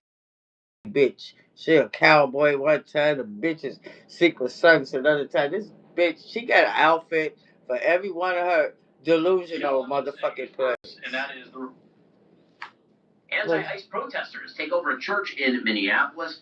Americans' opinions on ICE action. You know what? Shapiro, bitch, suck dick. Nobody listen to words, and that is the Republican Party is in disarray. They are no longer on the Greenland train. It appears with Donald Trump. There's problems in Pam Bondi world, and now we are getting a deposition. They ain't gonna do a motherfucking thing to Gerald. Which is why, Tommy, I am so glad to be joined by a superstar like yourself to discuss the fall of it all. It's just kind of funny to watch this happen. It is very fun and very funny to watch it happen. Thank you for having me. It was funny I've been called about it. Drake May of podcasting. Does that work? I don't have. I think it does. I don't know if I'm CJ Stroud of podcasting though. That'd be a tough beat for me. But I think that we started this recording. It's such a great time because we were originally going to talk about Greenland, which is what I want to go over for just like a little bit before we hop into some new Epstein news, because Greenland was the fill-in for Trump for like 3 weeks to prevent us from talking about Epstein. Well, how did you feel about the deal that shook out? I don't really think it's a deal, but like, what were your initial thoughts? Yeah, I mean, it sort of seems like he just fully caved, and I think that's great. And it's why it's hard to be a Democrat attacking him on foreign policy, because, you know, the other day he decided not to bomb Iran, and I think that's good. I don't want us to go to war with Iran, but before that, he told a bunch of protesters to go into the street, and those people were slaughtered. And so Donald Trump personally got hundreds, if not thousands, of Iranians killed. Yeah. So, like, I'm happy fucking with bitch. the not going to war outcome. I feel similar about this. Like, I'm very happy that we climbed down from this insane threat to invade Greenland or to tear up all our closest allies in Europe. But also, like, the hack in me wants to be like, you're a huge pussy, and you got worked. And so that's what happened here. It's like, it's the Trump cycle of cause a problem that did not need to cause, and then kind of find a solution-ish by just like stepping down and then saying, well, quite frankly, what a big win for us, and we love to win, and it's such a nice thing to win. So and don't think about the $1 trillion he loves eliminated from the stock market. That's nasty ass, evil eyes of his, dirty lips, he just has bad PR, and dirty diaper he wears. So, and right from his press secretary, just absolutely shit on Caroline Levitt right before his days. She's going to feel really good about that. Well, that bitch should be shitted on. There's going to be a bunch of people on Twitter who are like, part of the deal, Trump used a threat to anchor the negotiation, and then he got us, you know, whatever this is. That is just not the full story. Like, Trump has alienated every single one of our closest allies. No one trusts us anymore. They think that we're going to just erupt and destroy NATO. Like, he did so much damage, this idiotic process, that, like, but, you know, it's unfixable. And again, why I wanted to start there is because he only did this, alienated our allies, $1 trillion wiped out of the stock market, in part, of course, like, he's a deranged lunatic, but, like, maybe to some degree because he just didn't want us talking about Epstein, which we are going to start doing again, because the House Oversight Committee on February 9th is going to be bringing in, virtually, it seems at this point, although I wouldn't be surprised if she got, like, a private jet and some... Like a nice spread, some champagne, because she's at her 5-star prison resort. But bringing in Ghislaine Maxwell for some deposition, this comes out of the conflict that is currently happening. I'm gonna bring that line for testify. What are your thoughts on how this Maxwell testimony is going to go? Shit's going nowhere. Just bullshit. But do you think this is kind of a win for Democrats? I see it as like, if we're talking about Epstein, I don't see it as what is your first thought on this? Yeah, I think I see it as some fucking gobbledygook. I think her showing up will be a huge news event. There'll be a ton of coverage, even if it is virtual, There's even this, if it is taped and then released later. it's fucking I do think we should just sort of caveat it with the fact that this is a woman but who's she's gonna serially come and abused fucking lie to minors. them. She is as not usual. trustworthy. She clearly lies and says whatever she can to curry favor with Trump, because Trump is her only way out now. And like, she doesn't care about getting charged additionally with lying to Congress. She's like, oh, I'm already in jail anyway. Like, this guy's my meal ticket. So I don't trust a word she says. If she absolves him, I don't buy it. But I guess we'll find out. She can't absolve him. She went with him 24 motherfucking 7. That's fucking ridiculous. At this point, like, if all that has come out of the Epstein files so far was the only thing that was in the Epstein files on Trump, it would be disqualifying of being in public life, certainly being the president of the United States. But I think what they're most clearly after, to me, is trying to get us to think really, really small, which is why I think the Clinton thing is so weird, because if you want to insist that the Epstein files is just a bunch of people that like bumped into him at brunch in Palm Beach, then saying we need to talk to Bill Clinton and we need to talk to Hillary Clinton is just a bad look, because it makes it look like a larger cabal, which is what it is. And I think people have this idea of Ghislaine Maxwell as someone who is just kind of there with Epstein. But any questions that can be asked, I think, are really hurtful to the case of Kash Patel having previously said, it's like, well, there was no trafficking of girls. This was kind of just a one-man operation. And that's why I think that this is a pretty major blow, just even having her there. Do you think the same thing is true of a Clinton being there, either Bill or Hillary, to kind of that narrative? The hell, them motherfuckers there too. You know, I mean, I think Trump does want to kind of muddy the waters. I mean, there's always been this sense with Republicans that Democrats never want to talk about Epstein because it might harm Bill Clinton's reputation. And most Democrats I know are like, I don't give a shit. If he did something wrong, prosecute him. You know what I mean? And so that's where I stand on this. Like, he dealt with that pussy like they all did. In terms of like, shit, he ain't the only one. The Clinton administration, or the former president's office, feels like he's being treated very differently than Donald Trump was, and like that is all accurate and that is all fair. I just ultimately like don't have a ton of sympathy for anyone associated with Jeffrey Epstein. I think, you know, say what you know. Yeah, if you were the Clinton camp, though, like, what would be your like? Do you think they're thinking about hurting Trump or just like kind of staying out of this? Like, what would be your move? I put yourself in Bill's shoes. Yeah, thank you so much for that. With regard to that, so former President Bill Clinton, your relationship with Epstein. Can you tell us more about how you're going to frame this? Yeah, I mean, really, it depends on the facts. You know, this could be incredibly uncomfortable stuff. Like, what did you know? When did you know it? Did you ever, you know, have sexual relations with anyone around him, regardless of age? I mean, this is profoundly uncomfortable stuff. He wanted to be history. You know, Bill got his shit licked. It's just not going anywhere. Yeah, and again, to me, it's just when they're talking about like, come on with it, losing, bitches. and especially when it's kind of breaking open how many different huge players were involved, which is, again, funny. That's what Kash Patel and Pam Bondi have tried to dispel, that this isn't some huge operation. They want to treat it like it's something that's being blown out of proportion, which is really funny because James Comer, when he was getting pushback from Rep. Yasmin Ansari about the fact that the DOJ has only released 1% of these documents, he made a little bit of an admission about how Republicans in the House are currently viewing the Epstein files that I thought was pretty funny. Didn't have enough redactions. And the second document James Comer, you little short, nasty ass little bitch. And I believe that we will get those documents very fucking soon. I have been dumbass assured fucker. of documents very soon.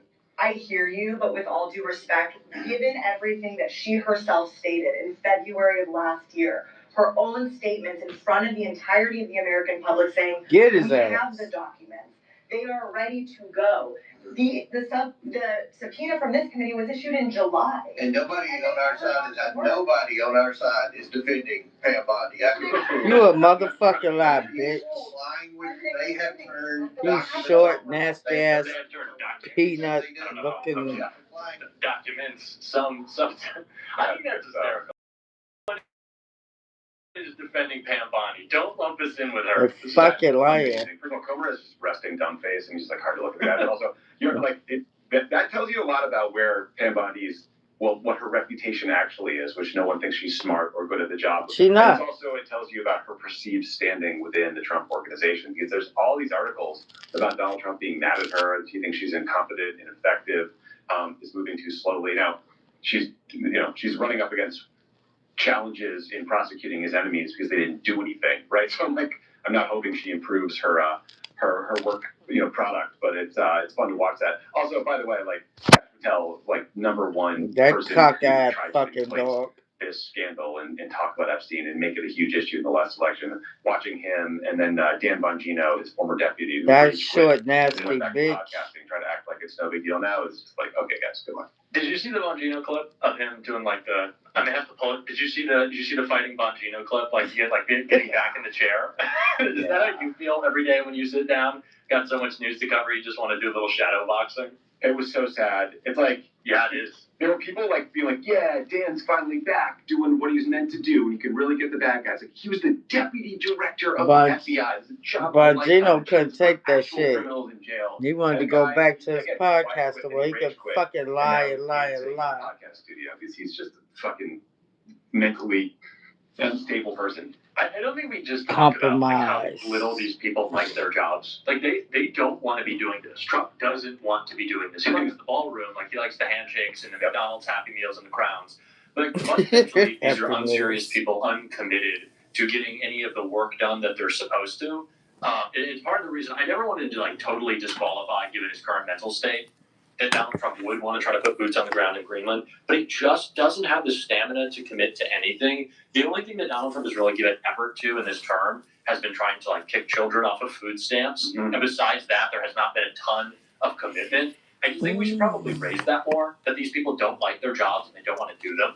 Yeah, I mean, certainly doesn't want to do the thing he ran on doing, which is like get prices down for real voters. Like, there's been no emphasis on that. Greenland certainly wouldn't help. Like, you know, like he won the Nobel Peace Prize. He pretends he solved the wars. It's just a lie. Like, one of the wars he claims to have ended never even started.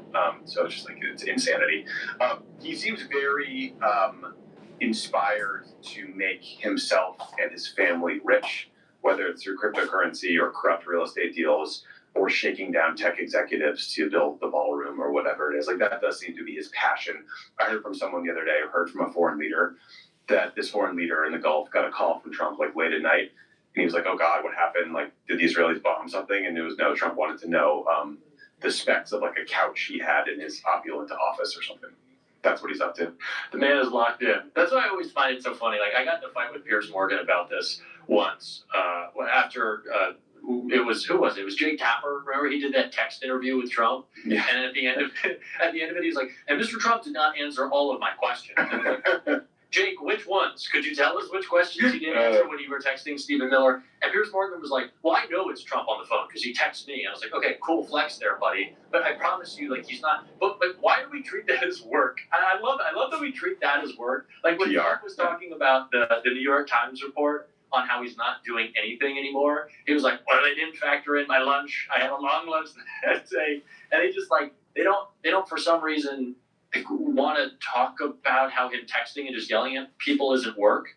I don't really get that. But on the Gulf states, watching TV, by the way, like that's watching himself. He's locked into Fox. I think that's important research. Did you see this thing about the Qatari bank account?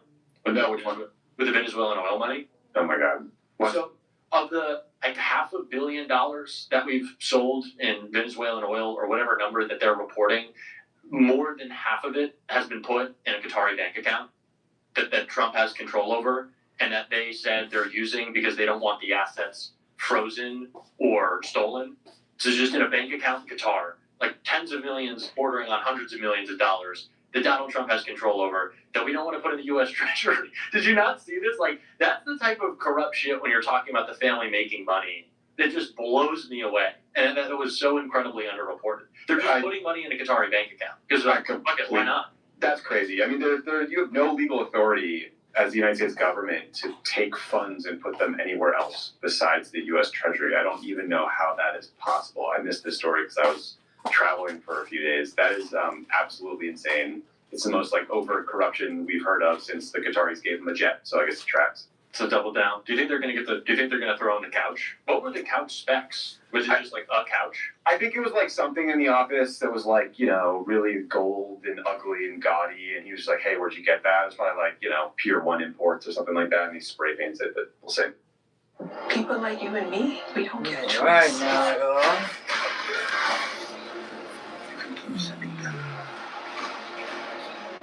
we're gonna go to the kitchen now. I think it's time. Oh, we gotta go do some little cleaning. Let's wash a few dishes. Because I'm about to get hungry now. I'm about to get hungry.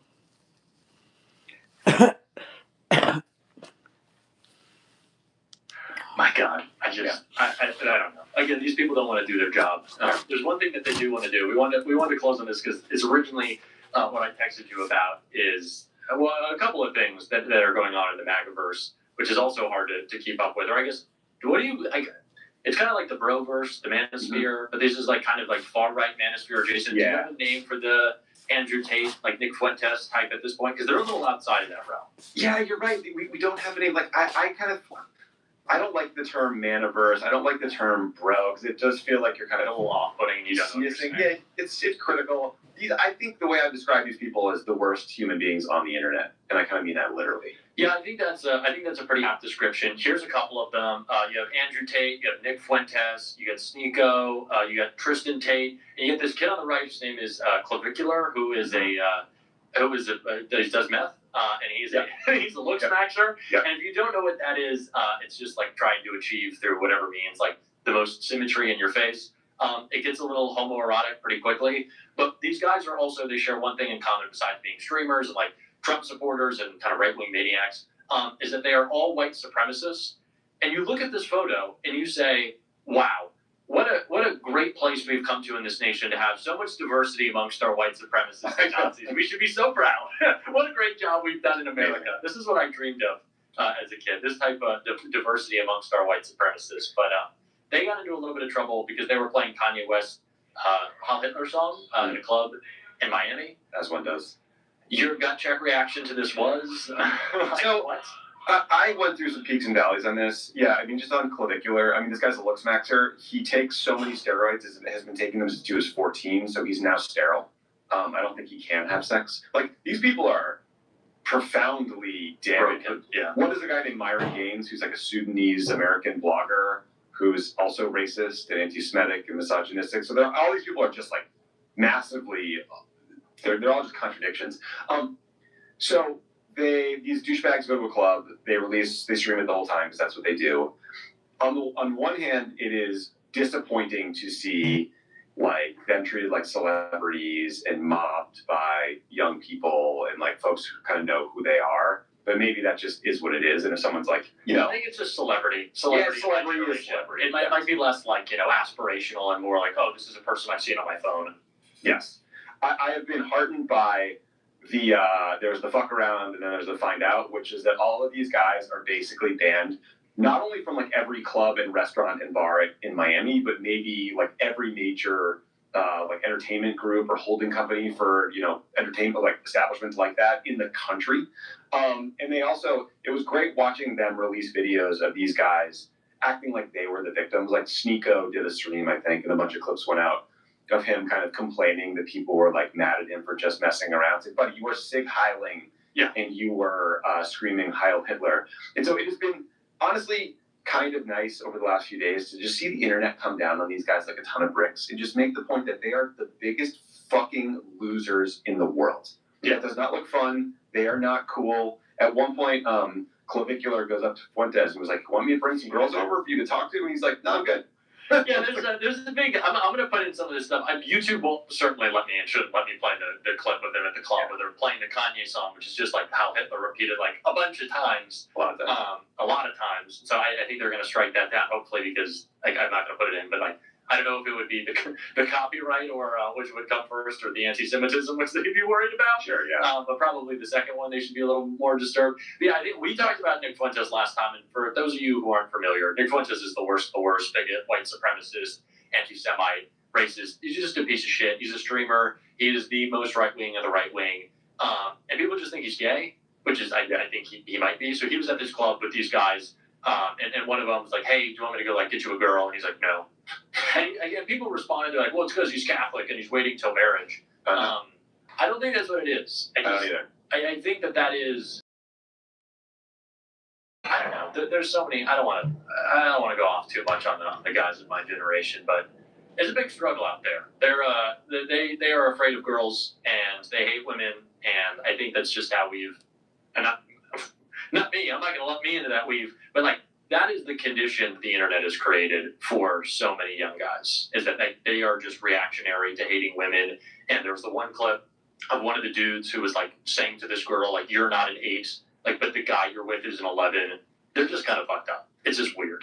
That certainly doesn't seem like the straightest comment. Yeah, a few thoughts. One, there's all these rumors that Fuentes is gay. I have no idea, but there are a lot of people were pointing out on Twitter that you look at that group of people, and a number of them are mixed race, or Myron Gaines is Sudanese American. A number of them are either gay or alleged to be gay, and they're singing Heil Hitler and talking about an ideology that would gladly have killed them. So there's a bit of irony there. Again, Myron wrote a book called Why Women Deserve Less. So I'm with you on the fact that misogyny has led to sort of fame and stardom for these guys, and how disappointing it is. It is just like, there was one thing. I think Tristan Tate was talking to Fuentes. One of the pairs, maybe it was Tristan Tate and Myron Gaines, maybe it was Tristan Tate and Clavicular were talking about how a date is a waste of time. Yeah. 2-hour dinner with a woman. What could be worse than that? It was the other guy who I've seen but I don't know as well. But he said like when I go on dates, I make sure that there's a bunch of men around me so I can spend the time with the men. One of the most exciting, fun, like hopeful moments of your life is when you meet the woman that you will end up spending the rest of your life with and fall in love with, and when you connect with someone and it's like this deeper thing.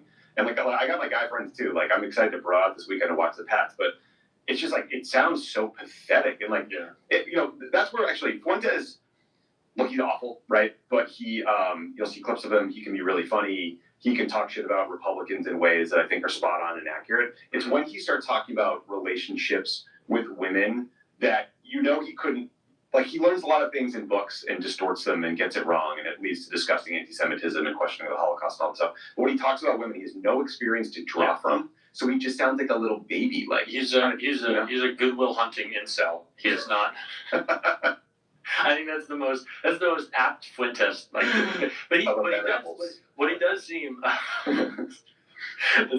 whatever most anti-Semitic fruit he can come up with. But like he doesn't as much. I don't know. Like you're right about that, and he doesn't want to play in that space. It seems as much like unless he's attacking women, he doesn't know what he's talking about.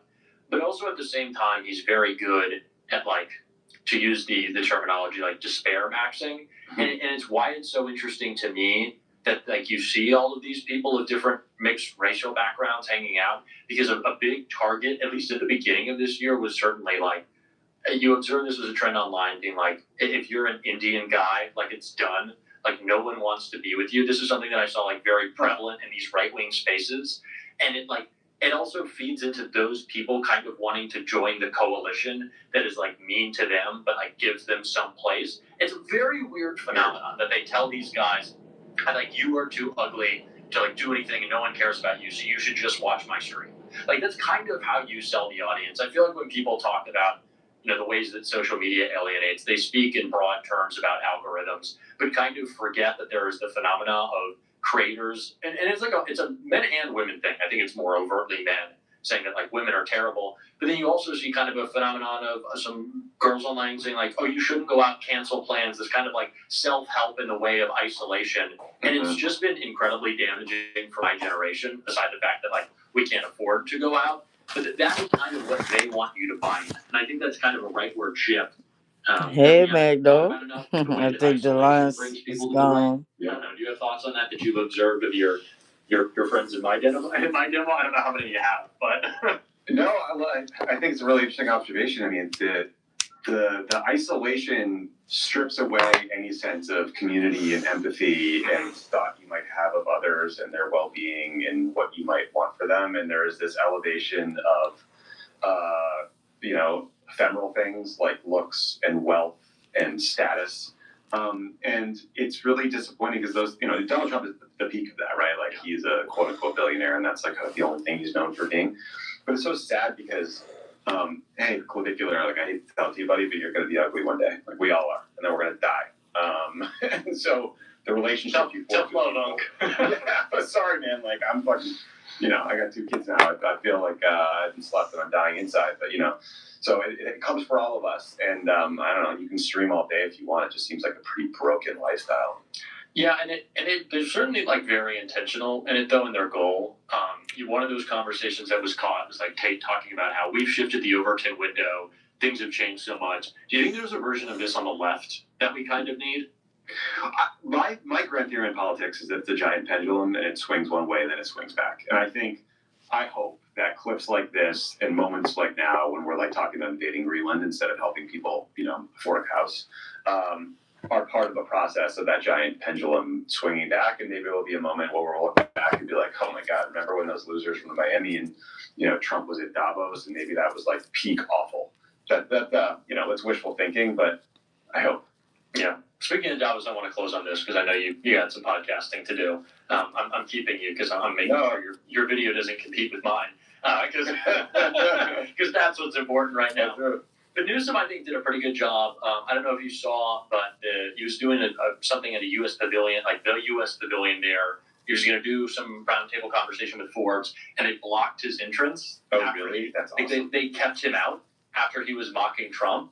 I think, obviously, you talked about how Donald Trump is, like, permanently, or hopefully not permanently, but, like, substantially damaged and alienated our allies, those relationships. Hopefully Newsom and Bashir and some other Democrats being there helps a little bit. Mm-hmm.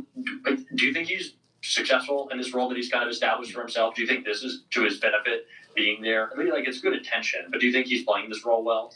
Yeah, there's sort of like two pieces. Like, I think we need some people on the left to give higher-minded, big picture kind of framing speeches for what our side wants America to be, and the things on the right that we currently reject. And I think I'm still looking for more people to do that.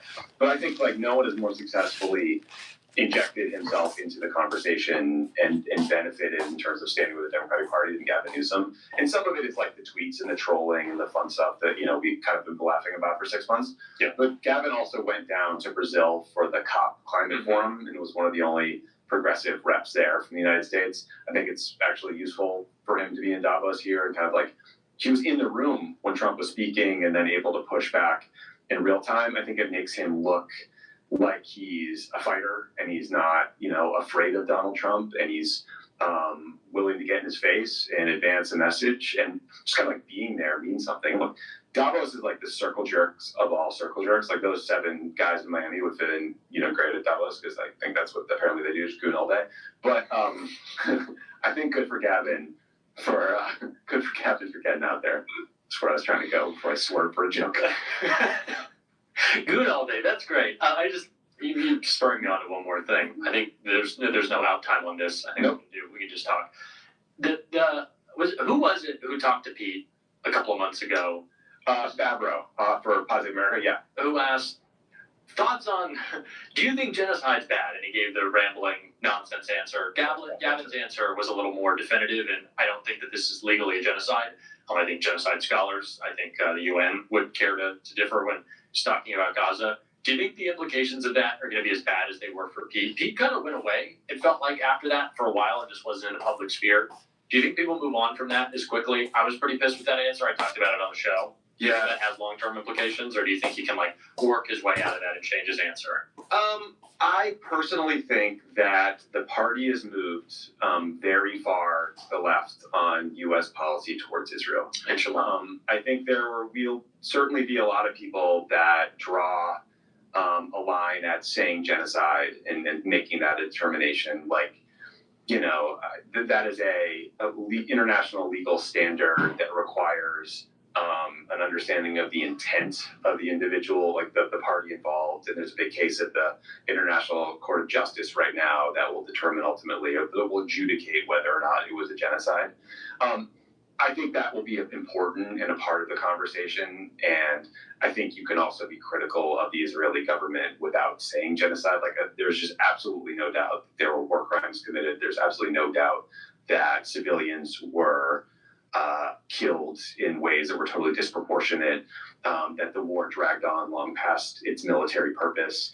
But I think where the rubber hits the road is how then do you adjust policy? Like, are you for conditioning aid to Israel if it is used to annex the West Bank? Are you for conditioning aid generally for, you know, to meet human rights standards? Are you for cutting off aid?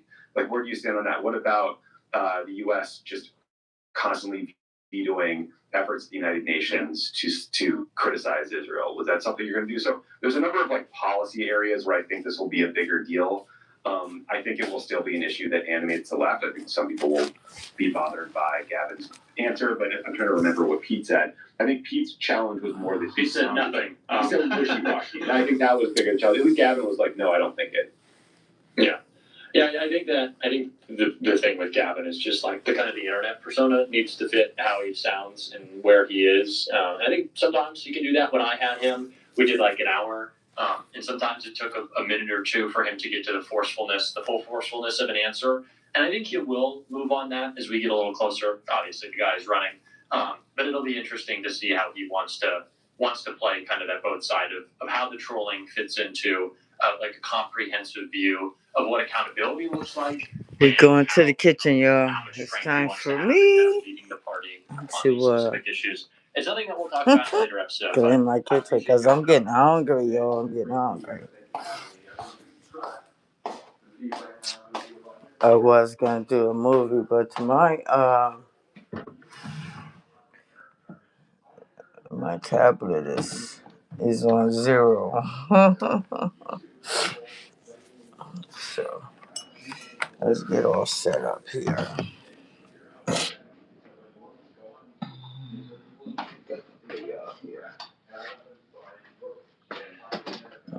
I need to move that.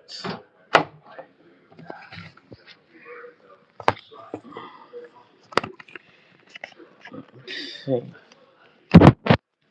see what we can do.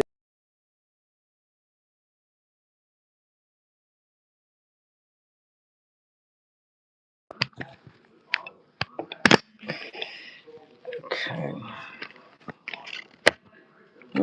It's not working. It's supposed to be in there. What's happening here?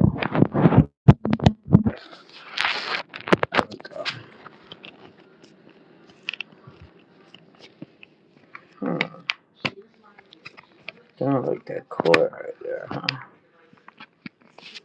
It's not working like I want it to.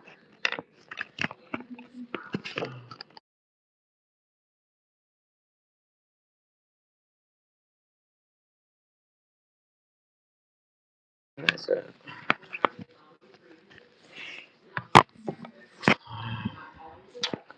Oh, I can always tell you. Yeah, there we go. I think this one is too big. What are they doing?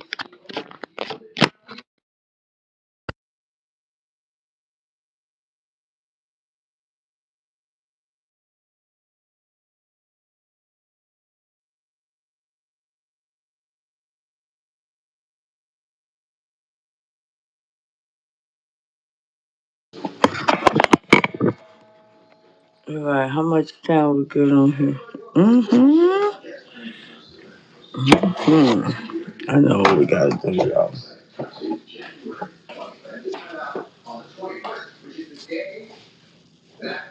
Trump lands in Europe, reverse a flower. He's getting on the probably not boat. I would say put it on the submarine. Which parts of Europe?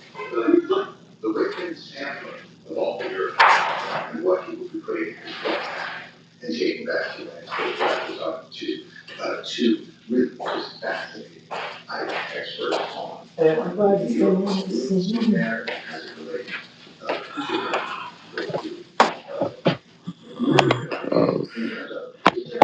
Got a power thing going on here.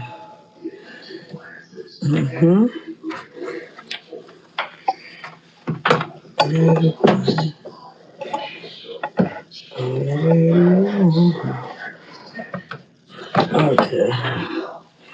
Okay, what is treachery that's going on here? Shit. These are falling. Okay. Let's pick you up.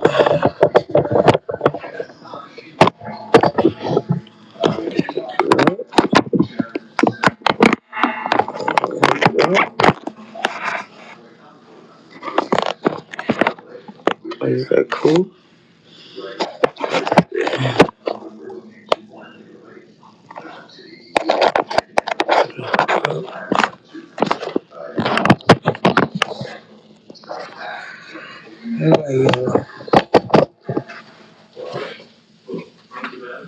Coming up now. I've been sitting around too damn long. I'm about to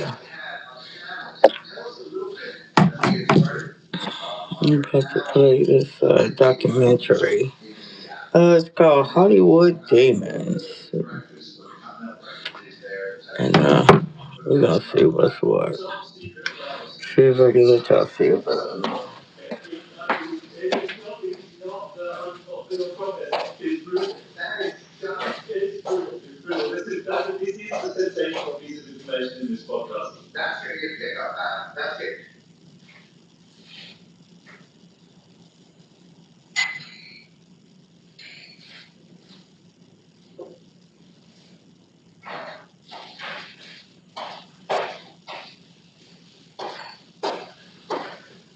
Okay.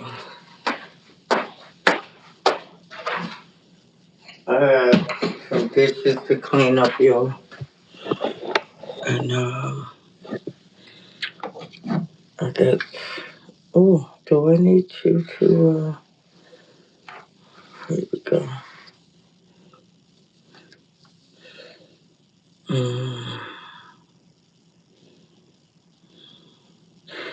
Okay, we go now. Hey, I'm playing a little documentary, y'all. So, y'all just hang tight.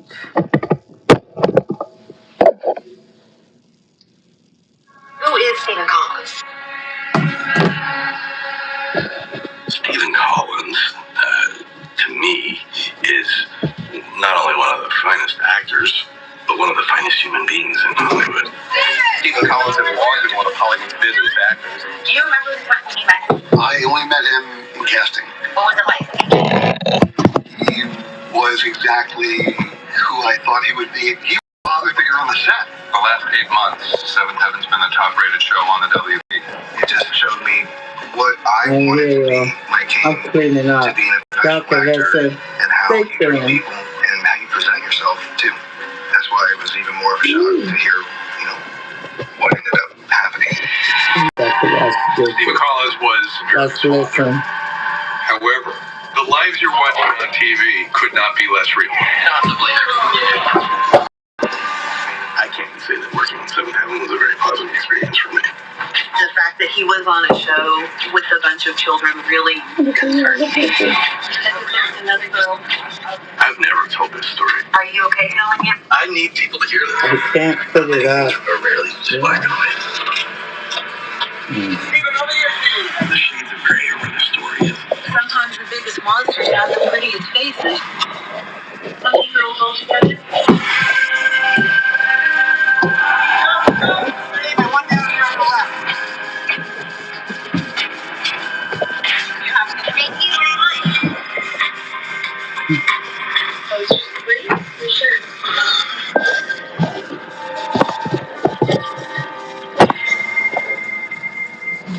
You better come down. I've been in this business for 34 years now. So finding myself in Hollywood in the 90s was quite a ride. Basically, I love watching television still today, and I never thought I'd end up working with all those people who did those shows, but I did. I was 17 years old when my mom and I drove out to Los Angeles. And I had some good experiences, and I had some not so good experiences. I would still use Stephen Collins as my benchmark on how you should handle yourself on set. But after the news, kind of almost made me question. It's very small because my tablet is charging, so.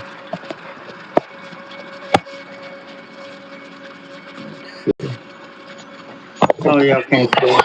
Ever worked with them that wear big interview? They're all guys. They're all the men. Well, the fact that the women don't want to talk about it, to me, I think it's probably more a sign of how mixed their feelings are. They probably had a deep affection for him, and they're conflicted in terms of trying to understand how they can have such an affection for a monster. Let's be fair. Stephen Collins, I actually share a heritage with. I also went to Amherst College. You have to be a very bright person to have gone to that college. And he went into an acting career, much to the chagrin of his family. I knew Stephen because I first saw him on the screen from All the President's Men. He's in these scenes with these two guys, one named Robert Redford, one named Dustin Hoffman. Ooh, name. He had this intensity of a whisper. Let me put it this way. I would have no problems if you wrote a story like that. I remember watching Stephen and saying, who is this guy? We'd never seen him before. I wanted to meet him. And then the magic year of 1979, they made Star Trek, the motion picture. I was working on that film, and this character starts to walk towards us. And when I get closer, it's Steve Collins. And we became very, very close friends. Back then, if you got a big role, for example, in a movie like Star Trek, that can catapult you forever. Stephen got a big part in a movie called The Promise. He was a tearjerker, an almost brilliant. Oh, wow. He was a jumping Okay. jack flash. You know, some kind of meditation. Not that I know of. Oh, that just gave me a warning, so. Wonderful to see him. It became a breakout movie. He also landed a role on a big budget ABC show. Field for Gold Monkey was really sort of would look like a cheap takeoff of Raiders of the Lost Ark. In 1982, I was one of the writer-producers of Tales of the Gold Monkey. Steve Collins' character was named Jake Cutter. He had been in the Flying Tigers, but now he has a Grumman Goose and goes off on there. How did you land the part of Jake? My agent called one day and I said, I just want to play a hero. That's the side of him that really attracted me to playing the part. In all the other shows, I did all these action shows. You always had the ingenue of the week. But in Gold Monkey, we didn't do that. Steve, actually, he said, let's find a very strong way that I can fall in love. And so I came up with this character, and she was this remarkable friend. She goes,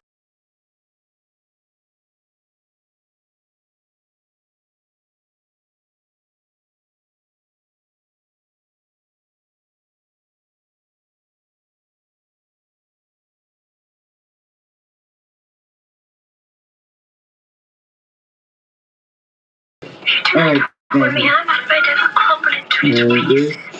At that point, he grabs her, and I looked at Steve. This was not acting. He got a look on his face. It's the first time they hugged, first time they got that close. And he kind of started shaking a little. And finally, they released each other. And that was the moment. And Steve told me, after that hug, I realized I'm going to marry that girl. I'm not on this. At the time that Steve Collins and Faye Grant met, he was 35, she was 25. Not a terrible age gap. He never talked much about his personal life at all. I actually didn't know until later that he had a first wife and that he had been divorced. This was something that was very private, personal to him. These motherfuckers did all this fucking right away. Yeah. Women loved it. Men loved it. And also, like teeny bopper girls loved it. I grew up in a very small town in Oklahoma. We're not talking about a metropolis. There was one stoplight and one four-way stop sign, and TV was a great escape. And Tales of the Gold Monkey was a big deal. It was the I don't know how to get rid of all this fucking writing I got up there. especially growing up in a small town. I want to be taken away into something totally, completely different. It's not realized that I don't live every day. Stephen said that the concept In 1983, my Aunt Cindy flew me to LA for the first time during spring break. Cindy was, at that time, at least the line producer for the premiere commercial director for a lot of years. Because these bitches always an come from executive bullshit, producer for and I Tony and can't Wesley Scott. take it off And I would say, Cindy, my it's screen, people so knew I'm who gonna she end the was. screen and then When I'm I gonna got to come come back to out. LA, I was excited about